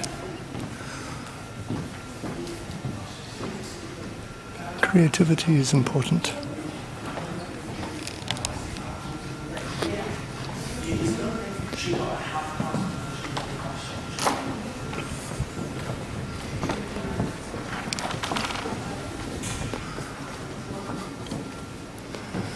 Heritage and knowledge passed down from the ancestors. Wakapapa. Riccarton Bush. Virgin forest in the middle of Riccarton. And these are interactive with Fantile, both in Maori and in English.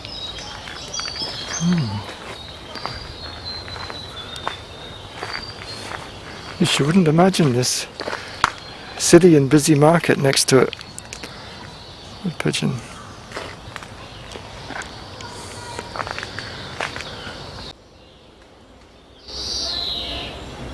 It's a picture of what it used to be. Yeah, this is Kahikatea, yeah? So straight, so tall. This has been here a while. Sure has.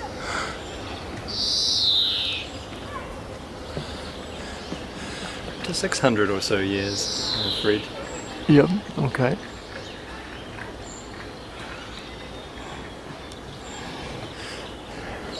People have stood in awe of it for a while.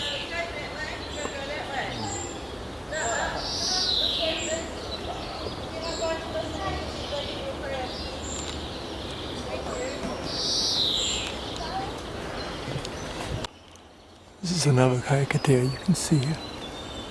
No kakatea in the desert. No, nothing like this. They create a total ecosystem. Different style of ecosystem in different places. Once you have a few of these trees, you no longer have a desert.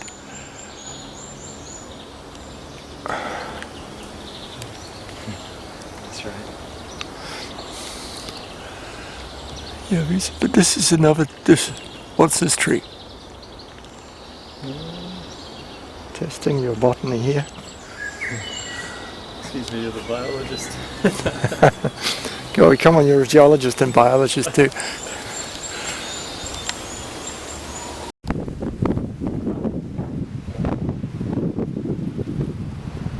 This is a tui eating a koi. The tui has a little white crest.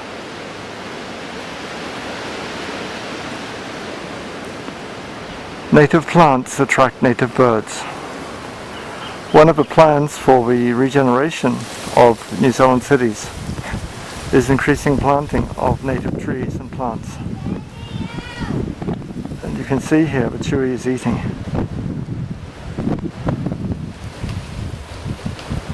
Beautiful songbirds of New Zealand.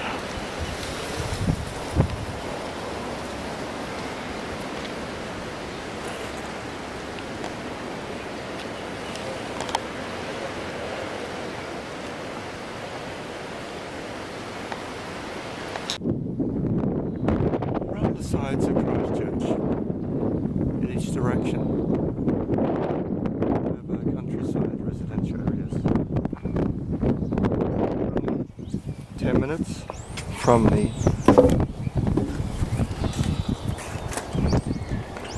city centre. So many people have small scale farms, property.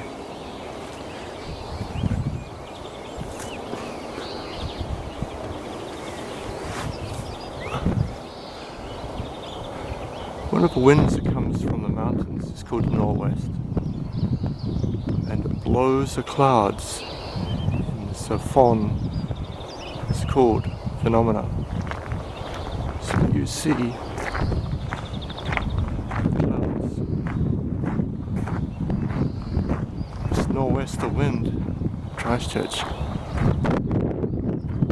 provides dry air from the mountains across the plains.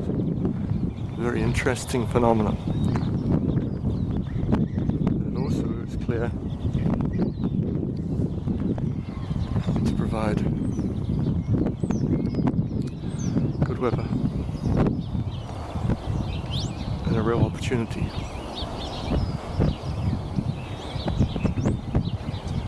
So it's a good climate, but also a good style of living. I was having houses, dairy industry, beef industry, sheep and animals, mainstay of New Zealand economy. People go on trips on their caravan. This caravan was actually made by my father. A little bit under the weather, or being out in the weather for so many years. Made of aluminium, it's protected from some of the processes that will destroy other materials.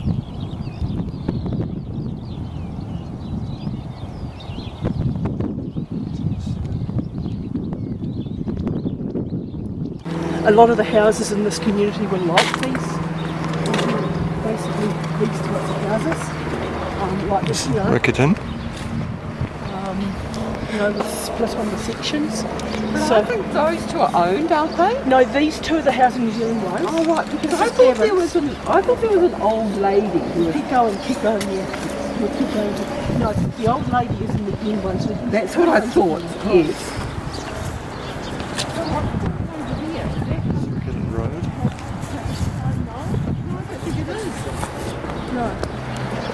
So we see through there the mural that's gone on the... This is the old lady's place. On the, you can step that way a little bit, you'll see a mural on the front of the Okay, on the fountain, yeah? Shan's fountain. That came out of a combination of things, that mural. Yeah? So Billy, with his uni course, had done we got some funding from us through the council to do some programs with engaging students with local schools. Right.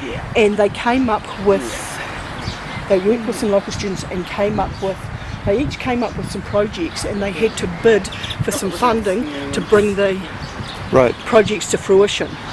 That was one of the ones, and that came to fruition, and they, unfortunately, because with the roadworks have been done here, it's lifted it up. So this was a street mural. And who painted it? The community. Okay. There's some really good pictures there. I'll send you some links to it. Thank you, yeah. So after we have... Of this lady here and that one, so that in-house was a... Carol, we knocked on, it was you and I, we knocked on that door, didn't we? Yep. Of the lady in that house, and she had been offered money to move, but refused to flat out. Yep. And I think she's still in there. Yeah. Oh, I see. So if you're holding a party, you should fill it online, or what should you These do? young ladies moved into the flat. Yeah. And they decided they'd host a party. Yeah. In fact, they got told after they moved in that there's a requirement on this flat to hold a party on this weekend at the start of the student year. Okay. So okay, we'll hold one with the flat at the back, and they expected to have sort of 30-40 people there. All going well, and then at about 9:30 at night, 100 odd people just walked in. And by 10 o'clock they were calling police because they had people standing out on the roadside lobbing bottles through the windows. Oh dear. Police turned up. They used their standard tactics. They put in a police riot line up here. Yeah. They came through and they pushed everybody out through the park. Probably a momentous bit or a notable bit around it was there was one guy who decided he wanted to go that direction, and the police officers decided that we were not, and they gave him a shove, and he went down and he broke both wrists. And there was a big police complaints about it, and it's been mentioned in the report. Right. And this is where we came just after we started this happened, and we came and had a talk with them, and that's where we started forming the idea that actually these lovely young ladies were victims. Right, and, the hosts, yeah. You know, in fact, Georgina, who was on the video, Yeah. she lived in that flat when that party happened. Right. So I mean, these three properties here, for example, are student flats. Okay. Yeah, there, and there's one in behind there. Yeah. So what happens now with the party register is that students are encouraged to register their parties. Yep. Really simple process. The police phone them back and make connection with them, give them what advice they can. If they feel there's going to be a higher risk, they'll actually go and visit them. Yep. It's all about building a relationship. Right. And what comes out of it is that when the students are having a party, if police turn up, it's not, oh, what are you doing here? There's problems. It's, we knew you were coming, we invited you. Yeah. So the whole mindset's changed. Yep. And the end result is that through the Good One Party Register, there has been a complete systems change around the way police deal with parties. The relationships between police, uni students, the universities has all changed to one of how do we support people to have parties in a way that doesn't cause problems. Right. And yeah, it's just changed the whole face of the student party zone. Yeah. Okay. Very important.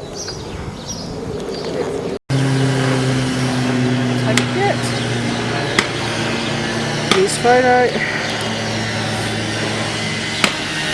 And another photo. And you put the date, does it just show up? How do you put the address? You put an address on So it. leaking water main. Oh, Yep. I see. One of those maps you move around Yep. with the pointer. Yep. So you just move it to... Use sort of photo. the So I've address, done or you 2 can type the photos address there, Right. and then go next. Right. Then you just select See, it's come up with the address. Oh yeah? And I'm just going to move it slightly so that it goes to where we are, not where it thought it was. We were. Yep. I'll drop the pin.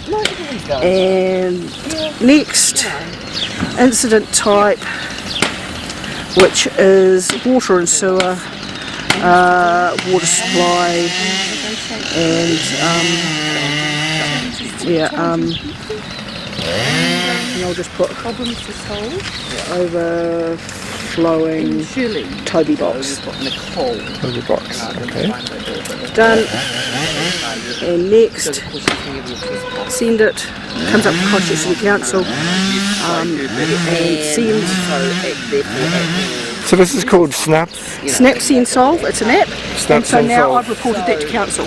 Right. Okay. Snap, Send, Solve. Okay. That's good. Makes a lot of sense. Yeah.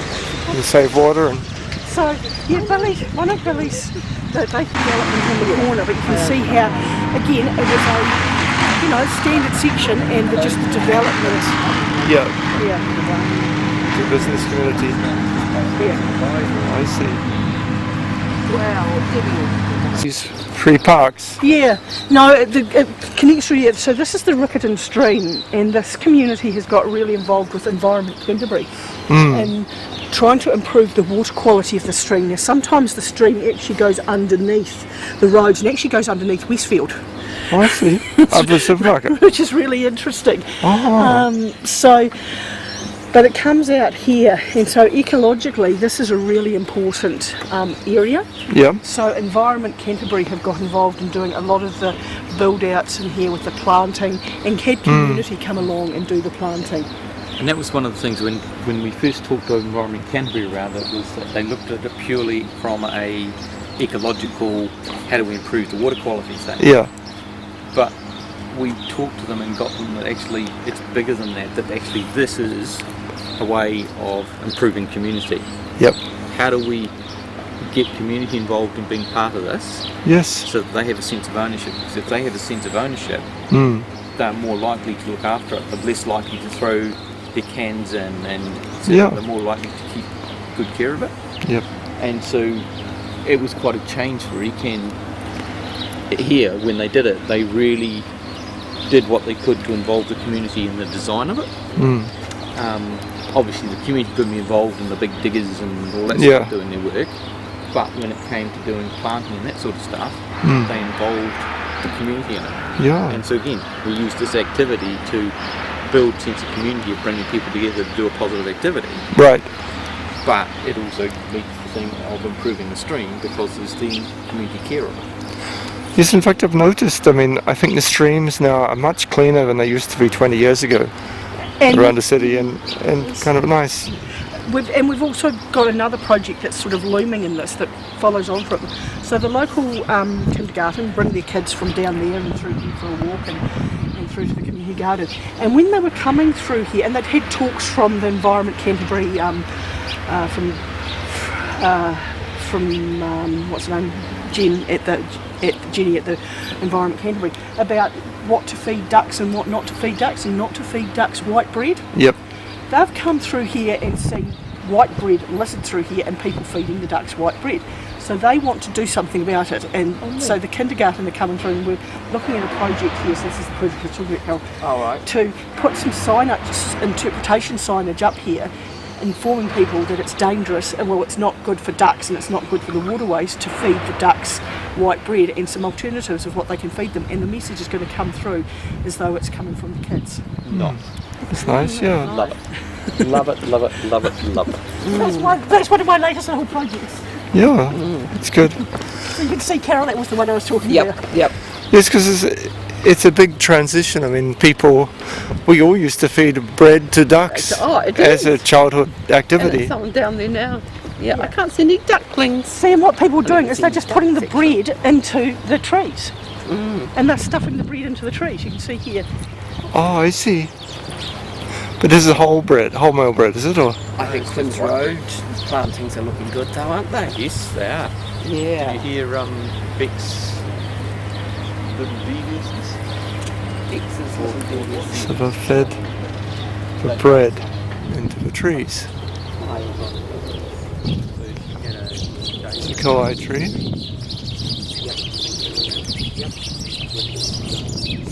The birds are really enjoying the nectar of kauai. Having a fight in there. The leaves are dropping.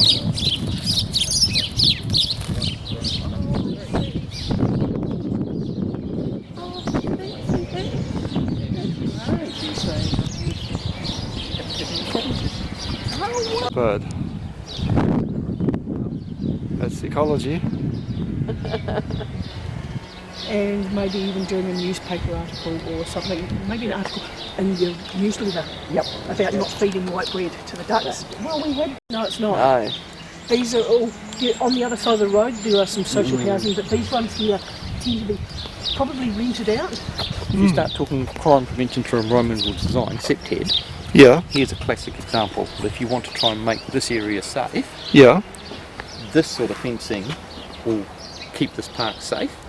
okay. The high fence here doesn't. Because And what it right, comes down to is that they natural surveillance, they call it. So people here can be living their lives, yeah, but they also see out here, yeah, and so you're less likely to get, say, groups of young people coming in here and sitting down and drinking because someone can see them. as an open fence. They're more likely to do it along here where Yeah, they can't be seen. right, So you can use your environment to actually change how you're to change crime and how people interact with the environment. In New Zealand, we have this massive problem of people putting up 6-foot high fences all the way around their properties. right, That actually, and they do it to stay safe and prevent Yeah. burglaries.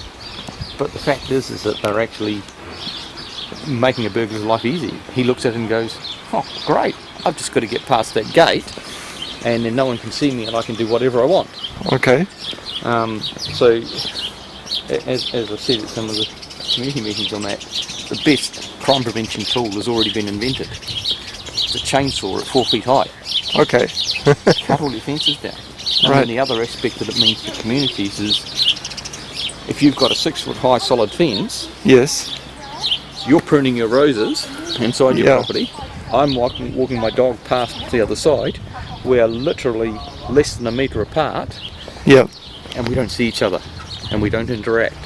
right, Whereas if the fence is low, yeah, I see you and comment on, "Oh, your roses are looking nice today." You comment on my lovely dog.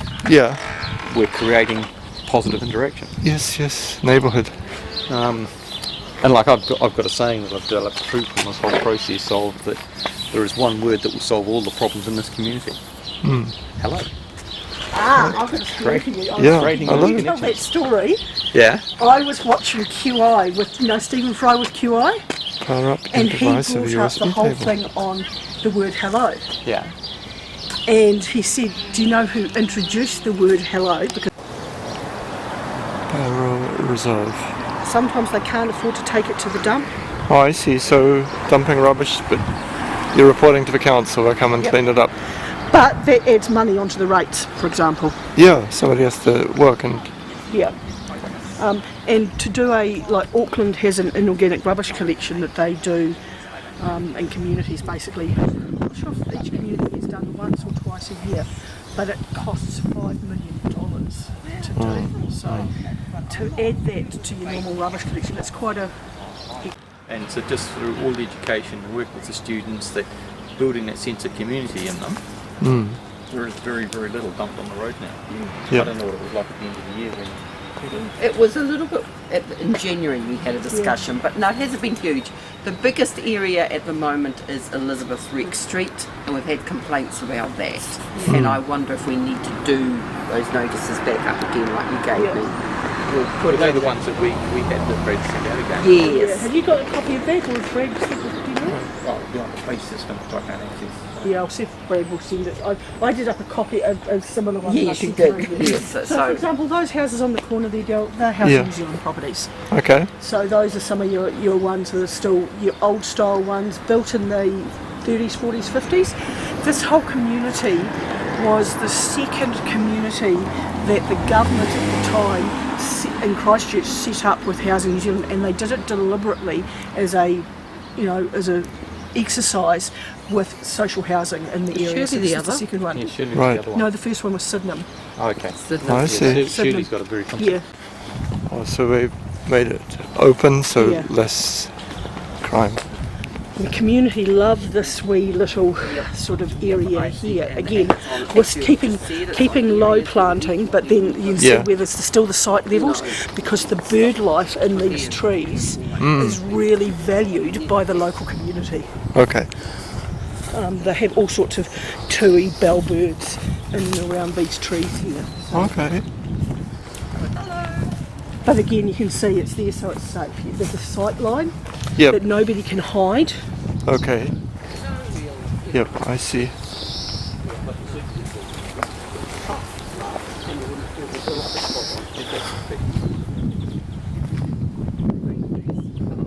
So this park This is is... Harrington Park, and this really is probably a hub of this community.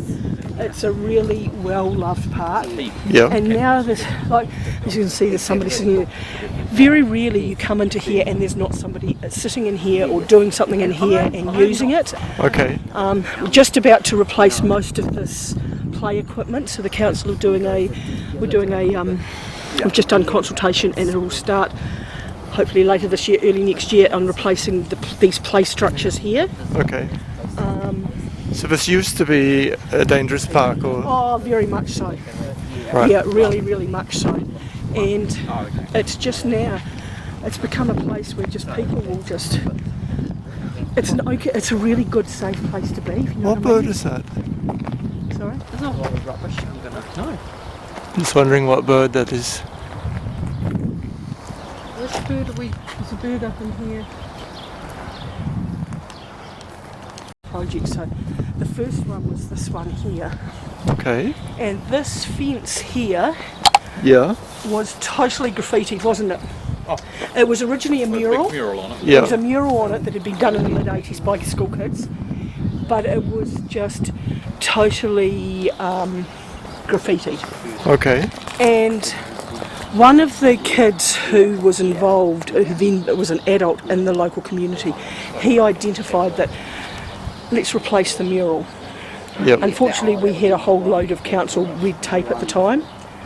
And Steve worked with him really closely, and it evolved to the stage was instead of painting the fence, Yep. which would mean that time-wise and trying to get kids painting it and all sorts of health and safety stuff, came up with this idea of doing these mural panels. Okay. So the kids designed these, Yes. took them away, so one's from Kirkwood Intermediate, one's from Whanganui Primary School, and they worked on them at school. Okay. And then they came up with the design had to be approved by the community board, and they painted them and then installed them.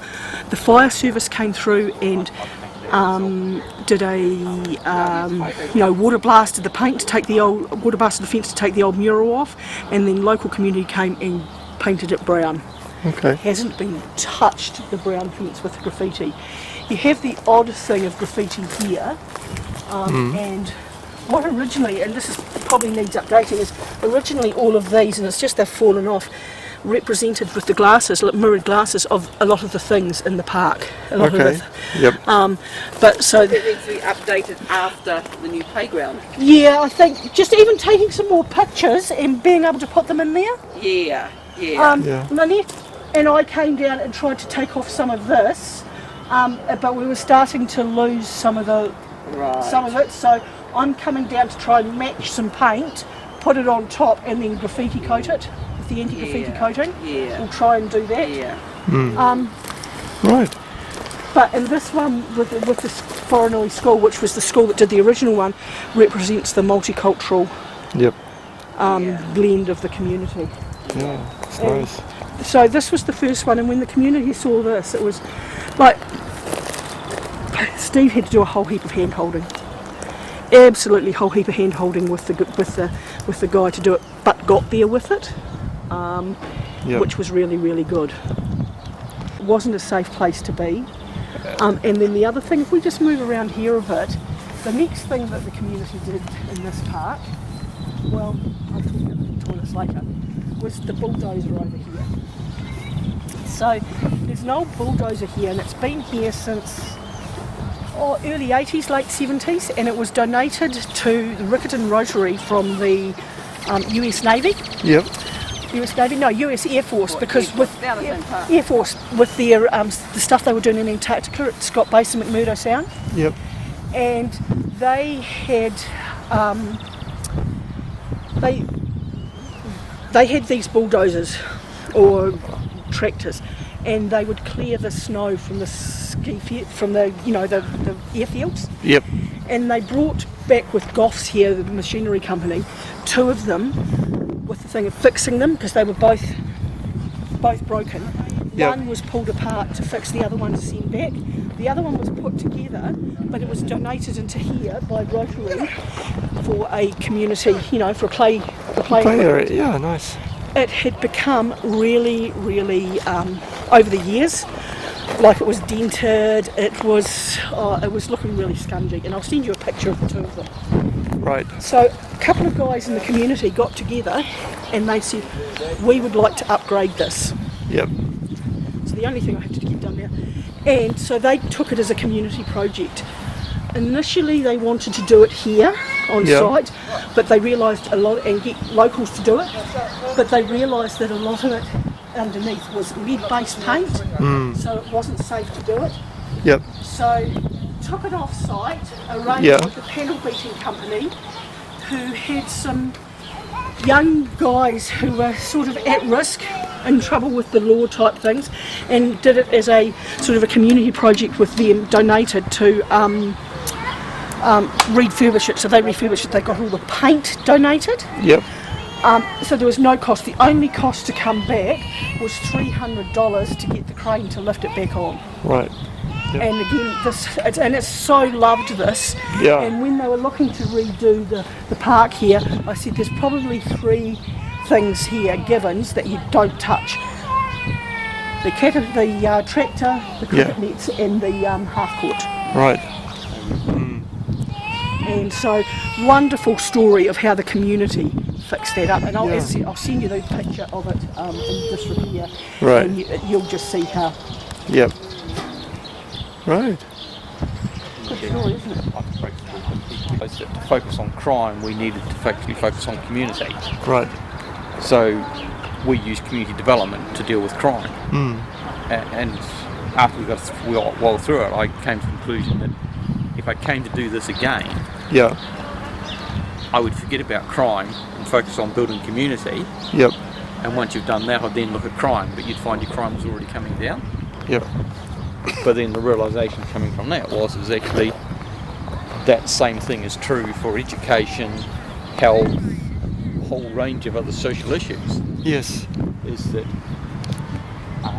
community is the centre of all of them. If you build a good community, then that will start dealing with all those other issues. Right. And so, that's where we're focusing Shirley on. We're actually building that community connection. Yeah. For the purpose of dealing with all those other problems. Right. So,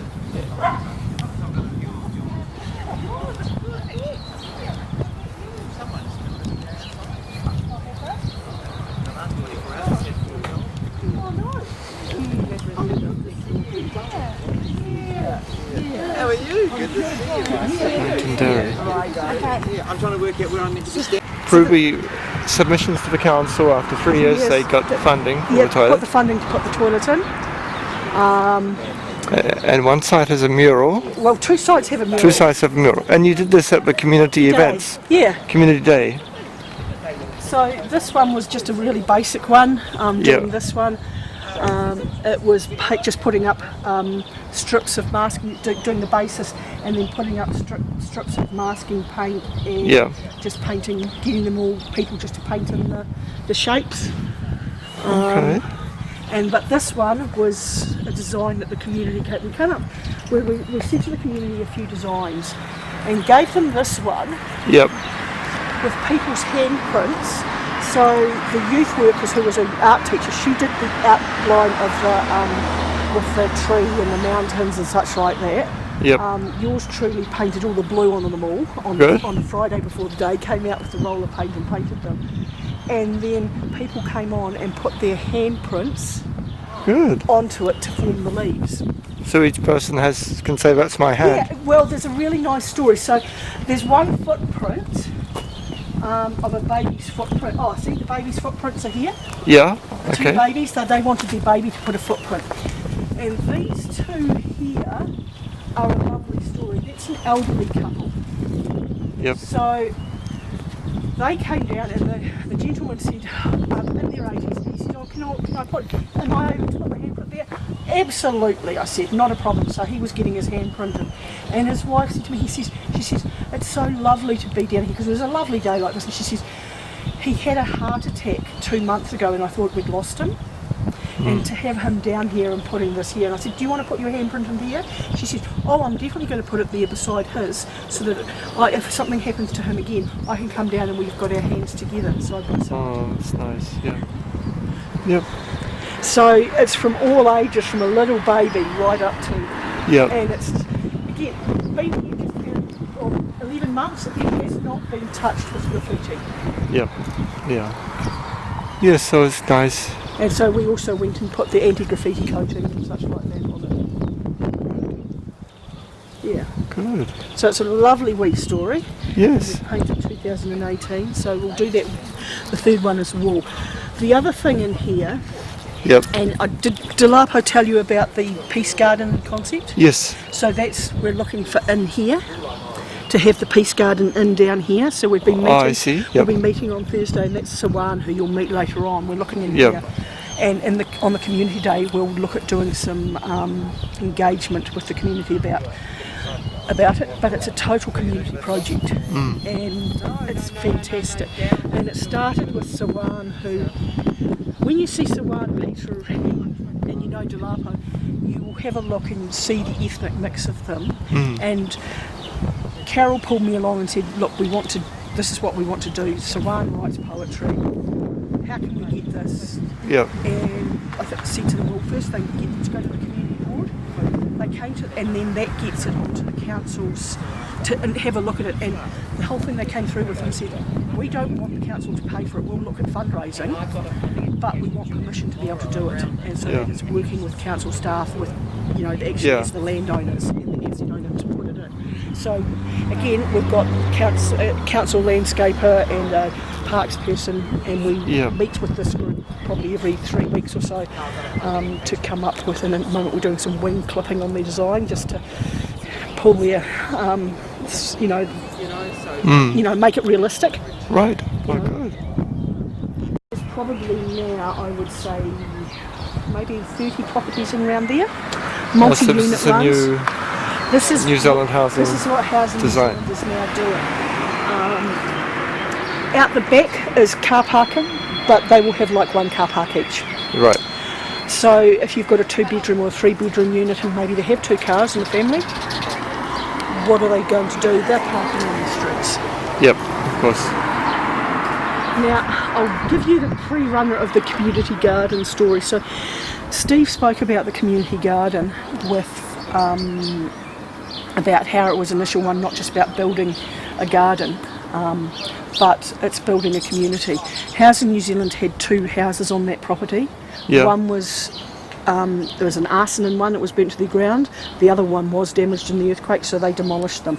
They had these 2 empty sections. So Steve, with the policing team and a couple of community members, went to Housing New Zealand and said, can we use this for a community garden temporarily? Why not, they said. So developed this Riccarton West Community Garden. That was in 2013. The name of this community garden is Riccarton, or? Yeah, it's the Riccarton, and then it's the Riccarton West Community Garden. And it's a shame there's nobody actually here that we can go in. They've had an issue with crime, with people coming in and nicking vegetables. Oh, I so see. what they've done is they've put the fences up around. Personally, I think it's a wrong thing to do, but that's their decision. Yep. And I'm going to back, I'll back that their decision, but it has. Oh, so the paintings at the back are done by students? Oh, everything, all the painting is done by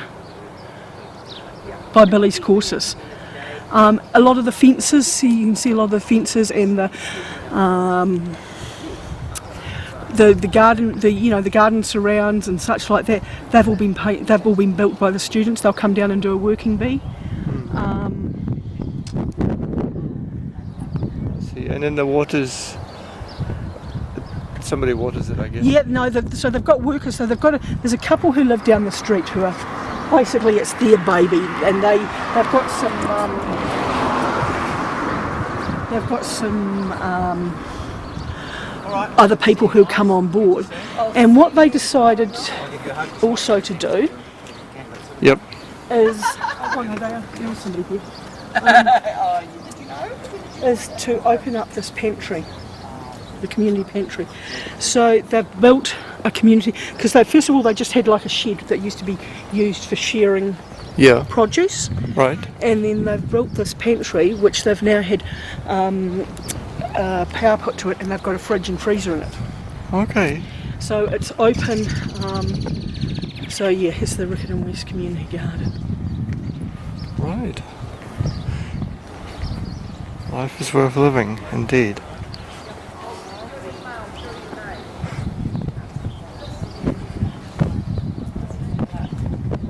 Hello. Good morning. Hello. Hi. So with the City Harvest there are 103 different charities in Christchurch alone that are receiving food and giving it out to local families. Right. Here we have our pantry, which is open for anyone and everyone of all walks of life. Right. We also have this as a place for connection, so it's not just about food. It's also about having a place where people can fit in and feel like a family. Right. We usually have a staff member outside to just connect with people and chat. Yeah. We have a lot of locals come in just for that because they're lonely, they live alone. We have a lot of elderly in the neighbourhood. Yep. So it's a good place for them to socialise. And again, that's something that I find helps with mental health. Yep. Just having somewhere to go to people to talk to is a massive thing. Yes. So we also have our community garden, which we encourage people to come along and learn about gardening, and they put in a bit of effort and they get to reap the rewards, which is really lovely. So anyone in the community can come and plant something, and so we go through the different seasonal foods, different seasonal veggies and fruit, and then once it grows, we put it into the pantry, or we start to give it out to the locals. Right. But, and then what's this one over here? This is another little incentive that we have. It's a fridge. Like a little library fridge here. We've got books where people can come along and add to or take out of. Oh, community library. Right. Okay. Resting place. Oh, it's nice. Yeah, so it's quite a cool wee hub. I'd say it's more of a hub than anything. Yep. Yeah. So give you seeds. Seedlings and plants and that. Right. And a lot of it we are proactive, so we'll keep a lot of the seeds for the future. But we get donations from all over the show. Even locals like to come in and bring some of their own little bits and bobs. Yeah, so it's a bit of a team. And because we have so many people coming now, they are always wanting to take part and give a bit of themselves as well. So it's all starting to come together quite a lot. It's good. Yeah, great. Oh, it looks healthy. Vegetables. Yeah. I think more will be established. Other shops and businesses are starting to take us more seriously, so they're wanting to have a bit of input as well, and to sponsoring us and giving us a bit of help as well to keep us thriving. Right. Community garden. Is Max still around, or is Max gone? Max was eaten? Yes, Max was turned into mini soups. Max was what? Max was a giant award-winning pumpkin. Oh, I see. And it was massive. The mix was massive. Yes, I put a picture up on the wall. Do you know inside which RBC. ones are yeah. And it's a picture of Yeah, it was Kathy, yeah. Yeah, right next to him. Turns, yes, okay. We got 3 first, and watch the steppy thing. I have to tell Vicky this. I know, well, she's met them. Oh, has And she? the 4th one was, she said, and I just happened to be working Community that day hands. before her Carmen, because she's quite bossy. That was me. And I said, that's not very nice, but apparently Carmen's laid an egg first. It'll be her at the last one. Carmen's laying an egg. One, so. Oh, how fancy. But it's been quite good. They've really and it's only Vicky's the last one and hasn't laid yet. I have to tell Vicky that. But Anthony said on the Facebook page. Nice vegetables. It's a Victor. It's a Victor. Community garden. So initially the vacant houses and 2 houses went down, and they now have left it for gardening. It's a good way for people to learn to garden. You were saying the 3 Ps? Oh, so what we worked at through in schooling is when we went through all the big major societal issues, Yeah.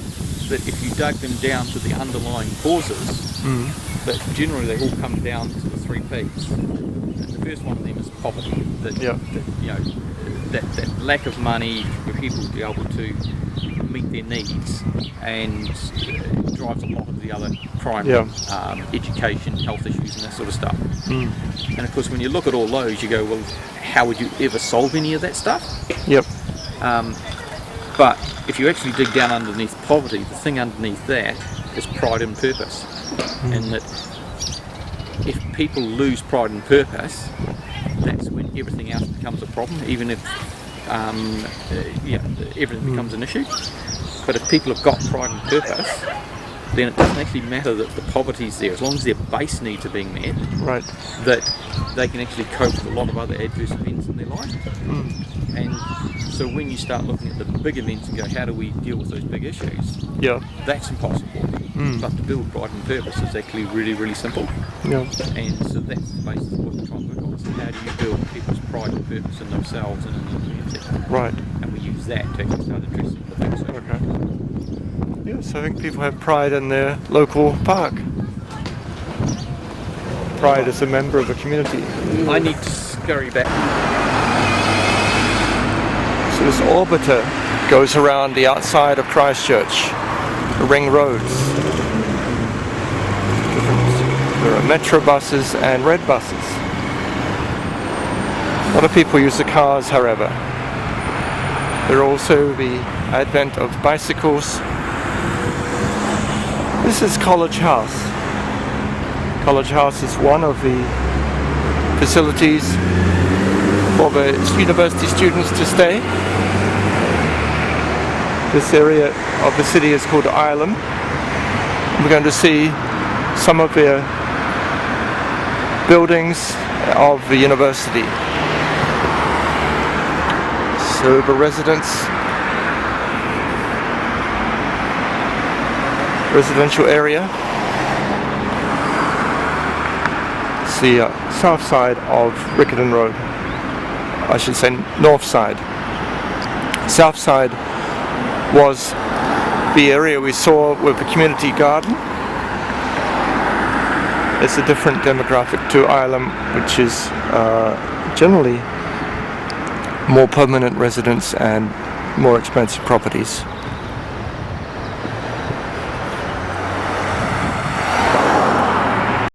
So there are a number of student residences and apartments.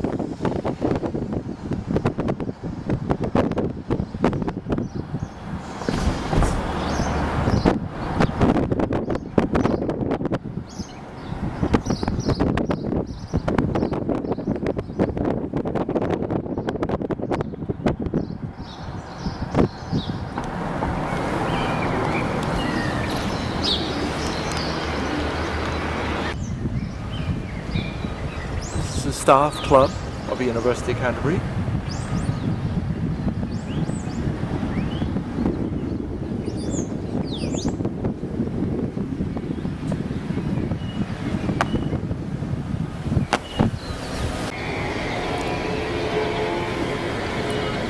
Nice gardens, the spring flowers are out.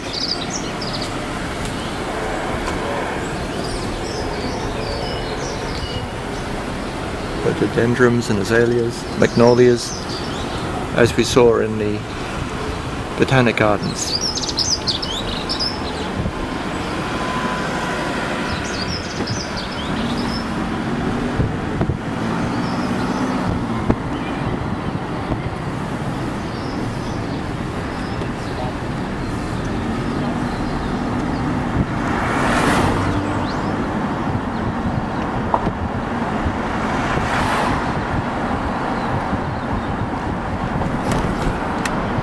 Next to the university is the school.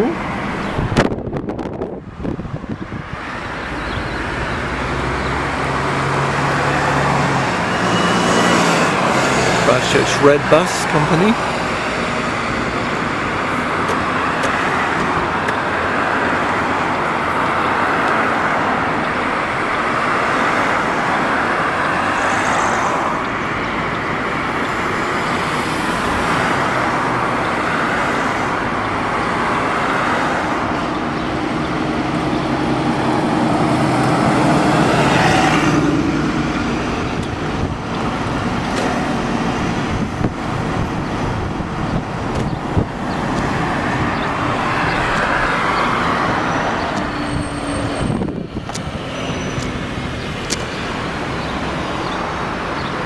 Nice gardens.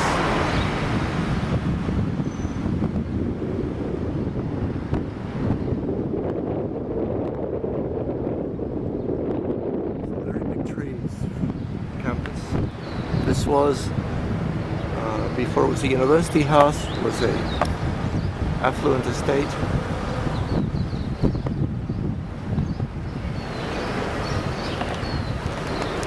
So in here is the University Staff Club. Behind it we see construction.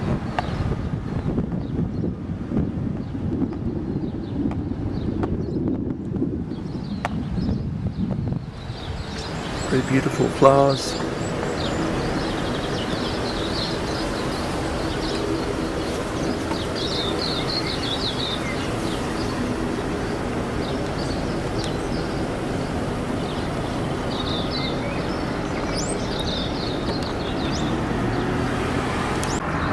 University Drive.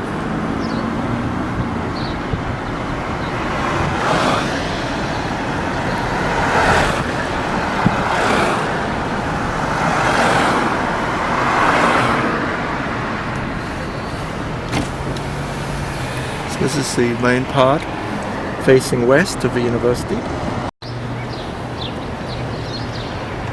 So the chemistry and physics block have been there for many decades.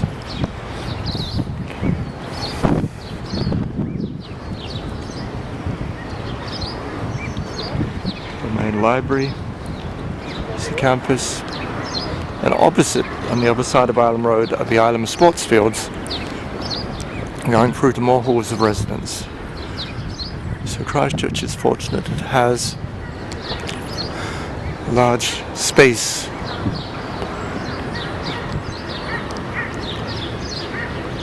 So students can enjoy to study of many different disciplines and some innovative programs in University of Canterbury. Many students come by bicycle. Christchurch is a very flat city.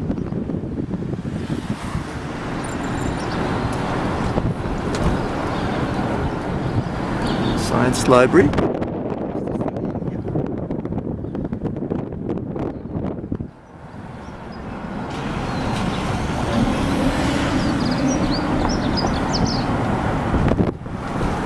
College of Engineering.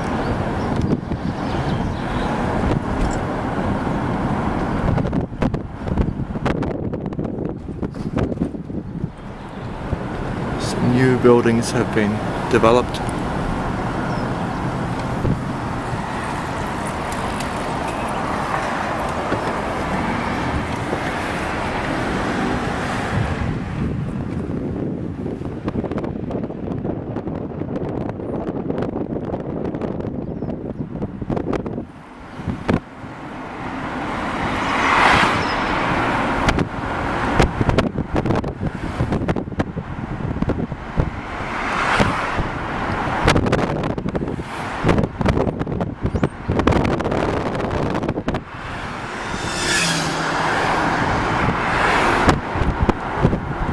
house in the residential area, island.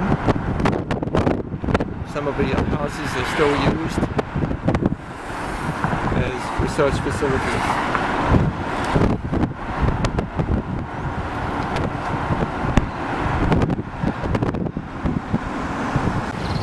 This is in Amberley, a small town in northern Canterbury, a cob cottage. A fireproof and expensive material consisting of clay, sand, straw and water and earth.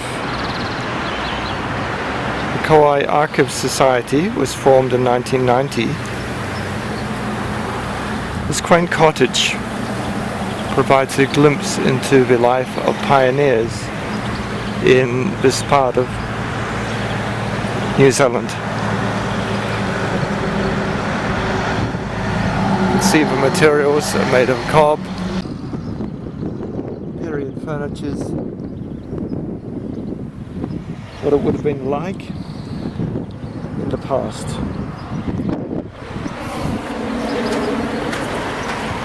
They had to pump water from the ground. There is water underneath the ground.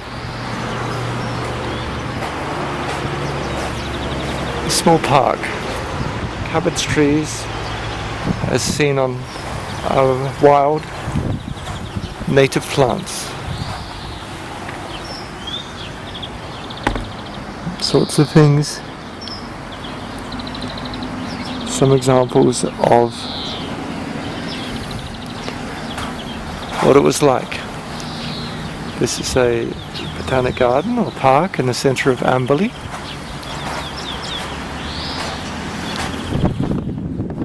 Provides a refuge.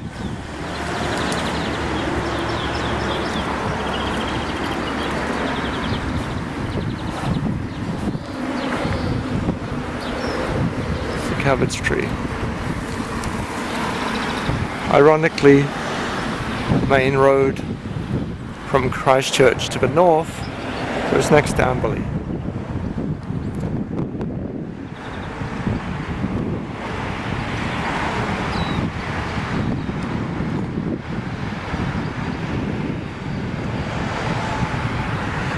You can see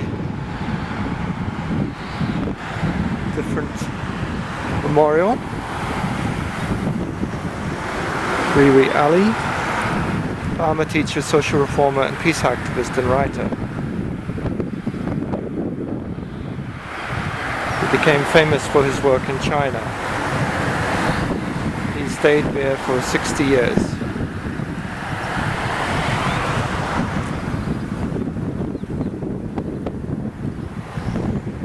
So this is a pathway to remember parts of pioneering Christchurch. Amberley House used to be here. 1920s. This is what Amberley was.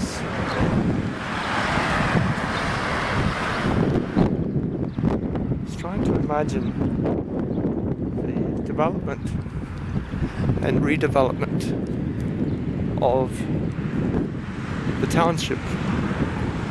This was important for the agricultural development, farming, as we've seen, many animals, the climate.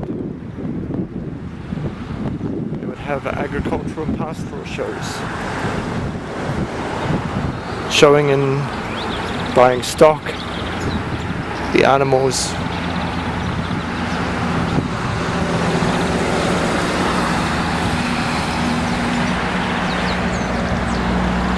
We also see political adverts in this vibrant democracy. So rural Canterbury is a mixture of both old houses and modern.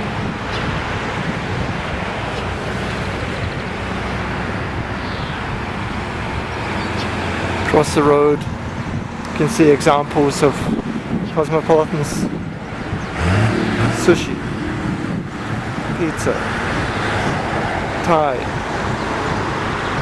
all next to each other, so many different foods. A cosmopolitan society has emerged with globalization.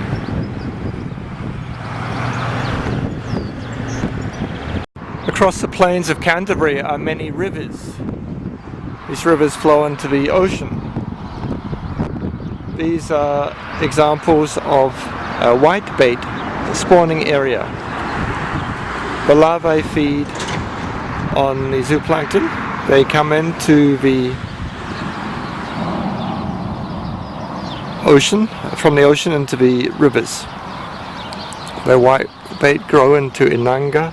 The inanga feed on vertebrates and grow over summer. They mature in autumn and migrate downstream. They spawn among flooded plants and spring tides. Eggs develop in the banks for 3 to 6 weeks, and then they have a small larvae. So this is a threat to whitebait. Stock grazing, trampling riverbanks, destroying spawning areas, flooding intensified by land development, not fishing according to the whitebait fishing regulations, bank erosion destroying vegetation used in spawning, stream banks maintenance at spawning time, stop banks and tide gates not allowing whitebait to travel upstream, and a wake from powerboats disturbing the banks and egg masses. So you can see the side of the banks of the river go up and down. They provide a sanctuary for small larvae and eggs to hatch. This goes out to the ocean, and the water comes from the hills across the plains of Canterbury.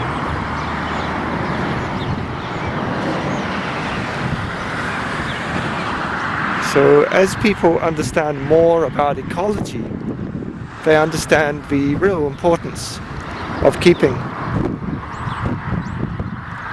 the natural environment. So this actually is a place that people can put their boats into the water, but they should be careful as they enjoy the recreation facilities and the fishing. If you're fishing, you need to have spawning of baby fish for new future fish stocks. That's very important. So there's a number of these small places on the sides of a road in New Zealand where you can stop, get fresh air and enjoy nature. This is all within 15 minutes of Christchurch. Call a goat? Matilda. Matilda. Matilda? Yeah. Hello, Matilda. Matilda looking for biscuits. This is really a farm. Yes.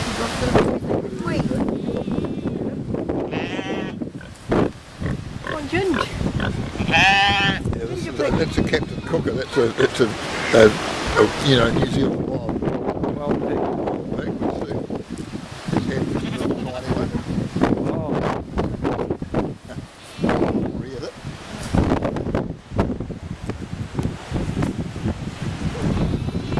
So farm animals, a perfect environment.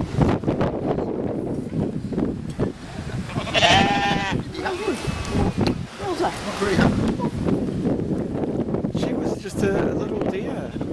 Now she's a full grown, I guess. Yes, she is. Yes, she's about 7 now. So.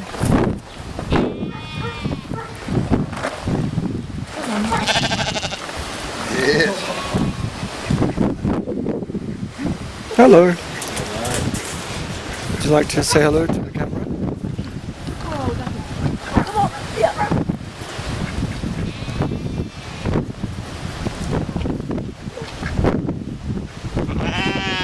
Yeah,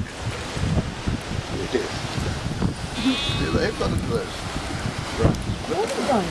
That'll be Matilda with the real. Oh, not. Yeah. Oh, yes. How old are these sheep now? Just over a year. Just over a year. Oh, I see. Yes. Little guy young lambs brought round back to life. Yep. They live the life of Riley now, by gee. The lucky ones. Yeah, they are the lucky ones, Darryl. Yeah. It's a California redwood. Oh, right. Planted that about, it must be about, I'm not sure, it was a few years ago.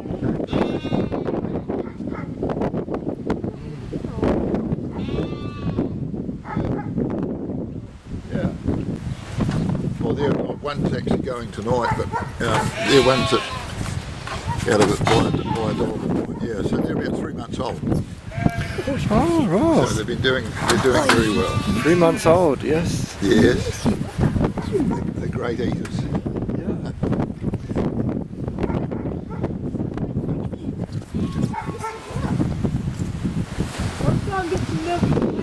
Okay. Okay. Well, these are my pet hobby. They're huntaway dogs, and they move sheep with barking at them. And so I train quite a few. I also compete at dog trials, just in the huntaway events. And what does a huntaway mean? Well, huntaway means to to get in behind sheep and chase them away. So the reason they chase, but controlled. Barking. I'll actually show you when going. Yeah. Better, but yeah. So no, that's and Sue and I. Well, we employed a fellow and we built this complex about 6 years ago. Yeah. And it's each got their own water. It comes down from the top there. Okay. And then there's a sleeping compartment there. Okay. And that's lined with wool. Mm-hmm. And in the winter we put straw. Right. For the dogs. Yeah. So yeah, it's a great complex. Mm. And to flush it out each morning, it's got a concrete spillway. Oh, I see, and it just tip the water in up the top and it comes down. Okay. And the rain off the roof. Yeah. That comes down. Hello.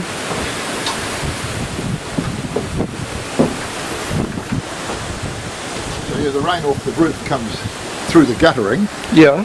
In the white one here. Okay. And that's continuously, when it's raining, is flushing it out. Oh, flushing underneath. Yes, it flushes any urine or anything like that. Keeps it hygienic. And the drinking water comes into that. Okay. And then that comes through the main pipe through all the kennels. Also, it's automatically keeping the level. So to flush it out in the mornings, I just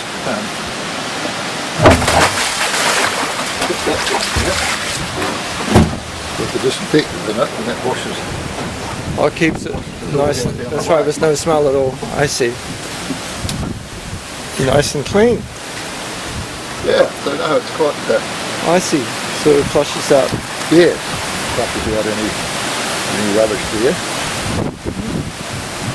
No, it's great stuff. Fertiliser for the trees. Yeah. Oh yeah. Of course it is. You did right.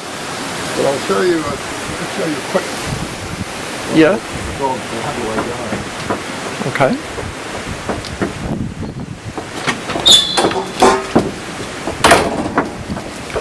This is a dog who's he's a 7-year-old, 8-year-old. He's had quite a successful year last year. He qualified for the New Zealand Championships. He was placed in the Provincial Championship. Right.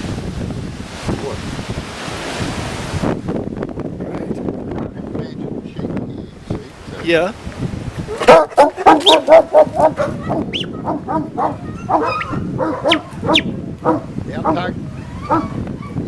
Look at you, get. You've got to be throwing their noise at the sheep. Yeah.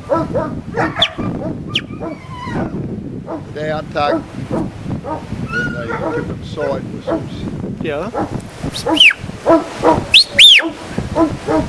That's the left. So down. Yeah. That's the right.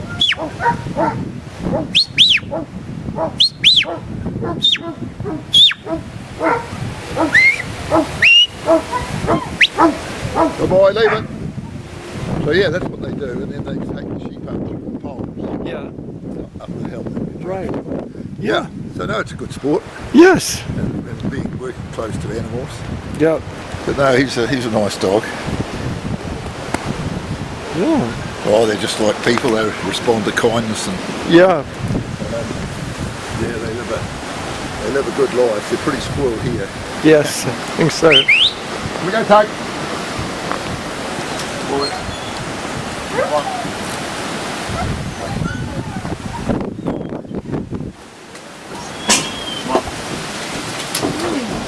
Very well behaved. Oh yeah, some of the time.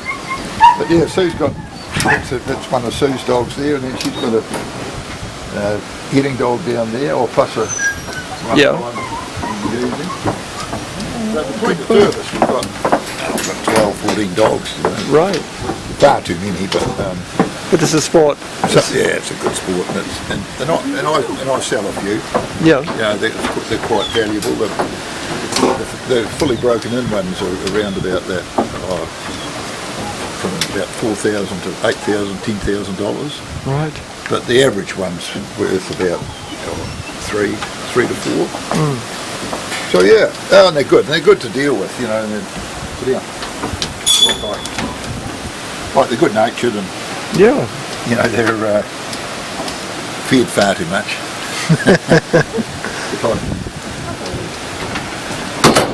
That's Thomas, Jackie's eldest. Yes. Is when he was out here, he's about 4-year-old now, that one. He was only about this big, wasn't he?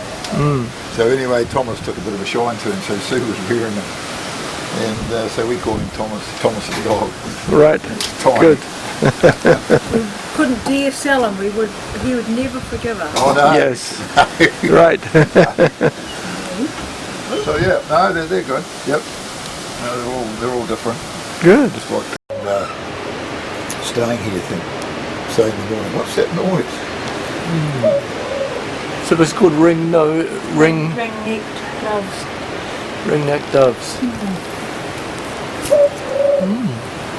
Yes. I don't know whether you have this, what we call Pride of Madeira over there. We've got these yellow groves. Right. Yeah, that's the first year fruiting this year. Okay. So and when did the fruit start? They started at winter, or? Yeah, well, it started in the autumn, didn't it? Yes, and they're just right now to eat. We've been eating them off. It's lucky to be alive. It actually got snapped off. Yeah. And I grafted it back on, and it healed up really well. Yeah. So yeah, it's we're lucky to have it. But this guy here, you see it growing beside beech. Pride of Madeira, we call it out here. Okay. It's actually good for bees too. They enjoy it. That's where your honey comes from, or many flowers. Yeah, that's for sure. Yes.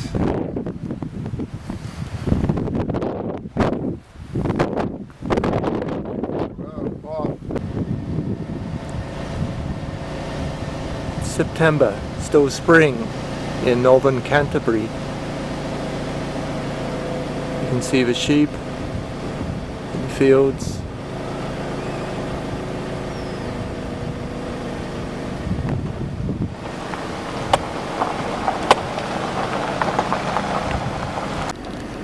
Rolling hills of Canterbury. Variety of trees, so wattle was introduced, the daffodils, eucalyptus,